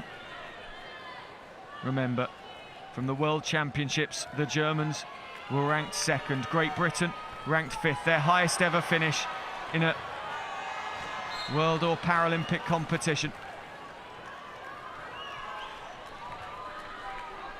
Great Britain's highest ever Paralympic finish was in the London Paralympics, beating Mexico to 7th place.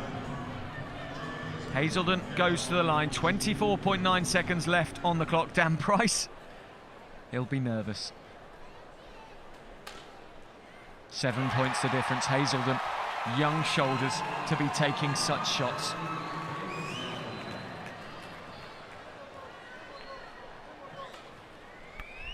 "17 years of age, can't make the second one." This will be a jump ball. You see the 2 thumbs going up from Molina. It's Great Britain ball. Look over to the arrow, which switches each time there is a jump ball. It signifies which way possession will go if it's essentially stalemate and there's a wrestling match going on between Velen and Freeman. Holger Glanicki won't be too worried about the Germans losing this. He'll just know they need to go and beat Canada and beat them well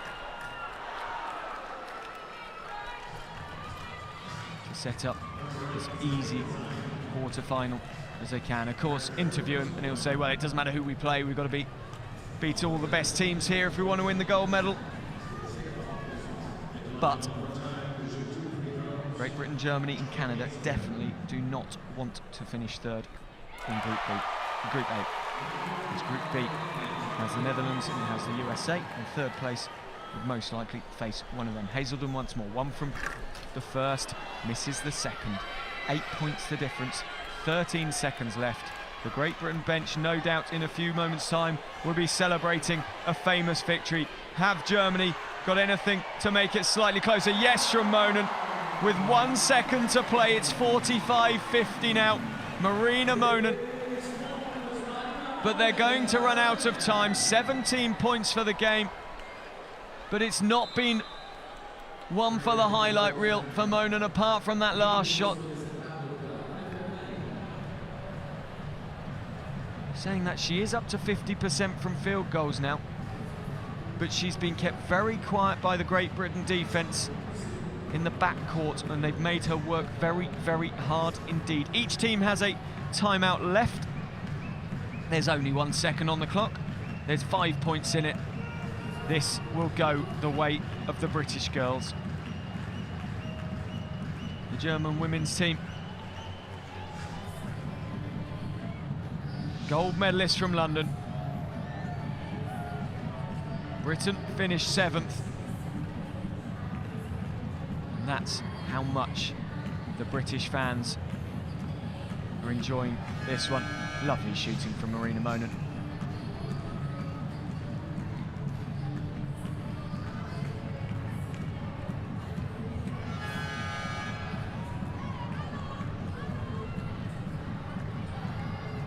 Laurie Williams will inbound. There goes the hooter as Freeman attempts the long-range shot, and Great Britain have sealed the victory in this Group A encounter.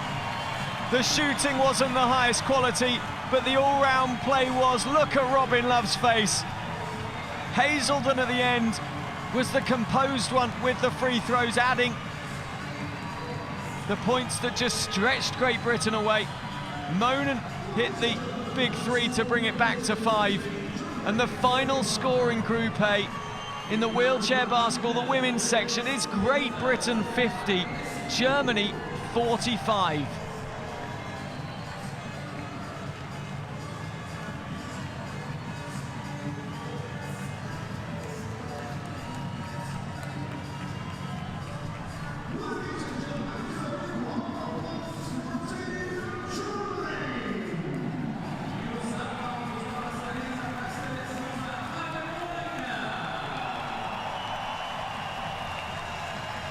Well, the fans of both teams have been offered a treat for that match. The Germans will be concerned about their shooting percentages. Great Britain have rolled away with a famous victory, beating the reigning gold medalists. Joy Hazelden and Charlotte Moore there celebrating. They know there's a long way to go in this competition. This is how the stats broke down. 44% improved shooting performance from Great Britain.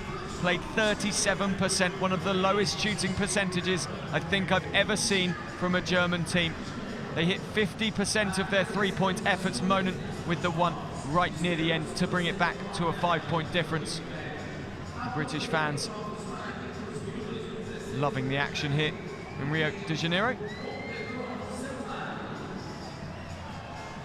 Helen Freeman's parents there on the right-hand side waving the flag. They'll be proud of what their daughter has achieved today. Freeman picking up 14 points personal for the game. And has a conversation with Dan Price about a particular part of the action. There's so much more basketball to come here in Rio. It's the knockout stages when it really gets important for both teams. The significance of a win here for the British team means they stand a much greater chance of ending up second in Group A, either relegating the Germans or the Canadians down to play in the tougher match in the crossover. I hope you've enjoyed all the action from the Rio Olympic Arena.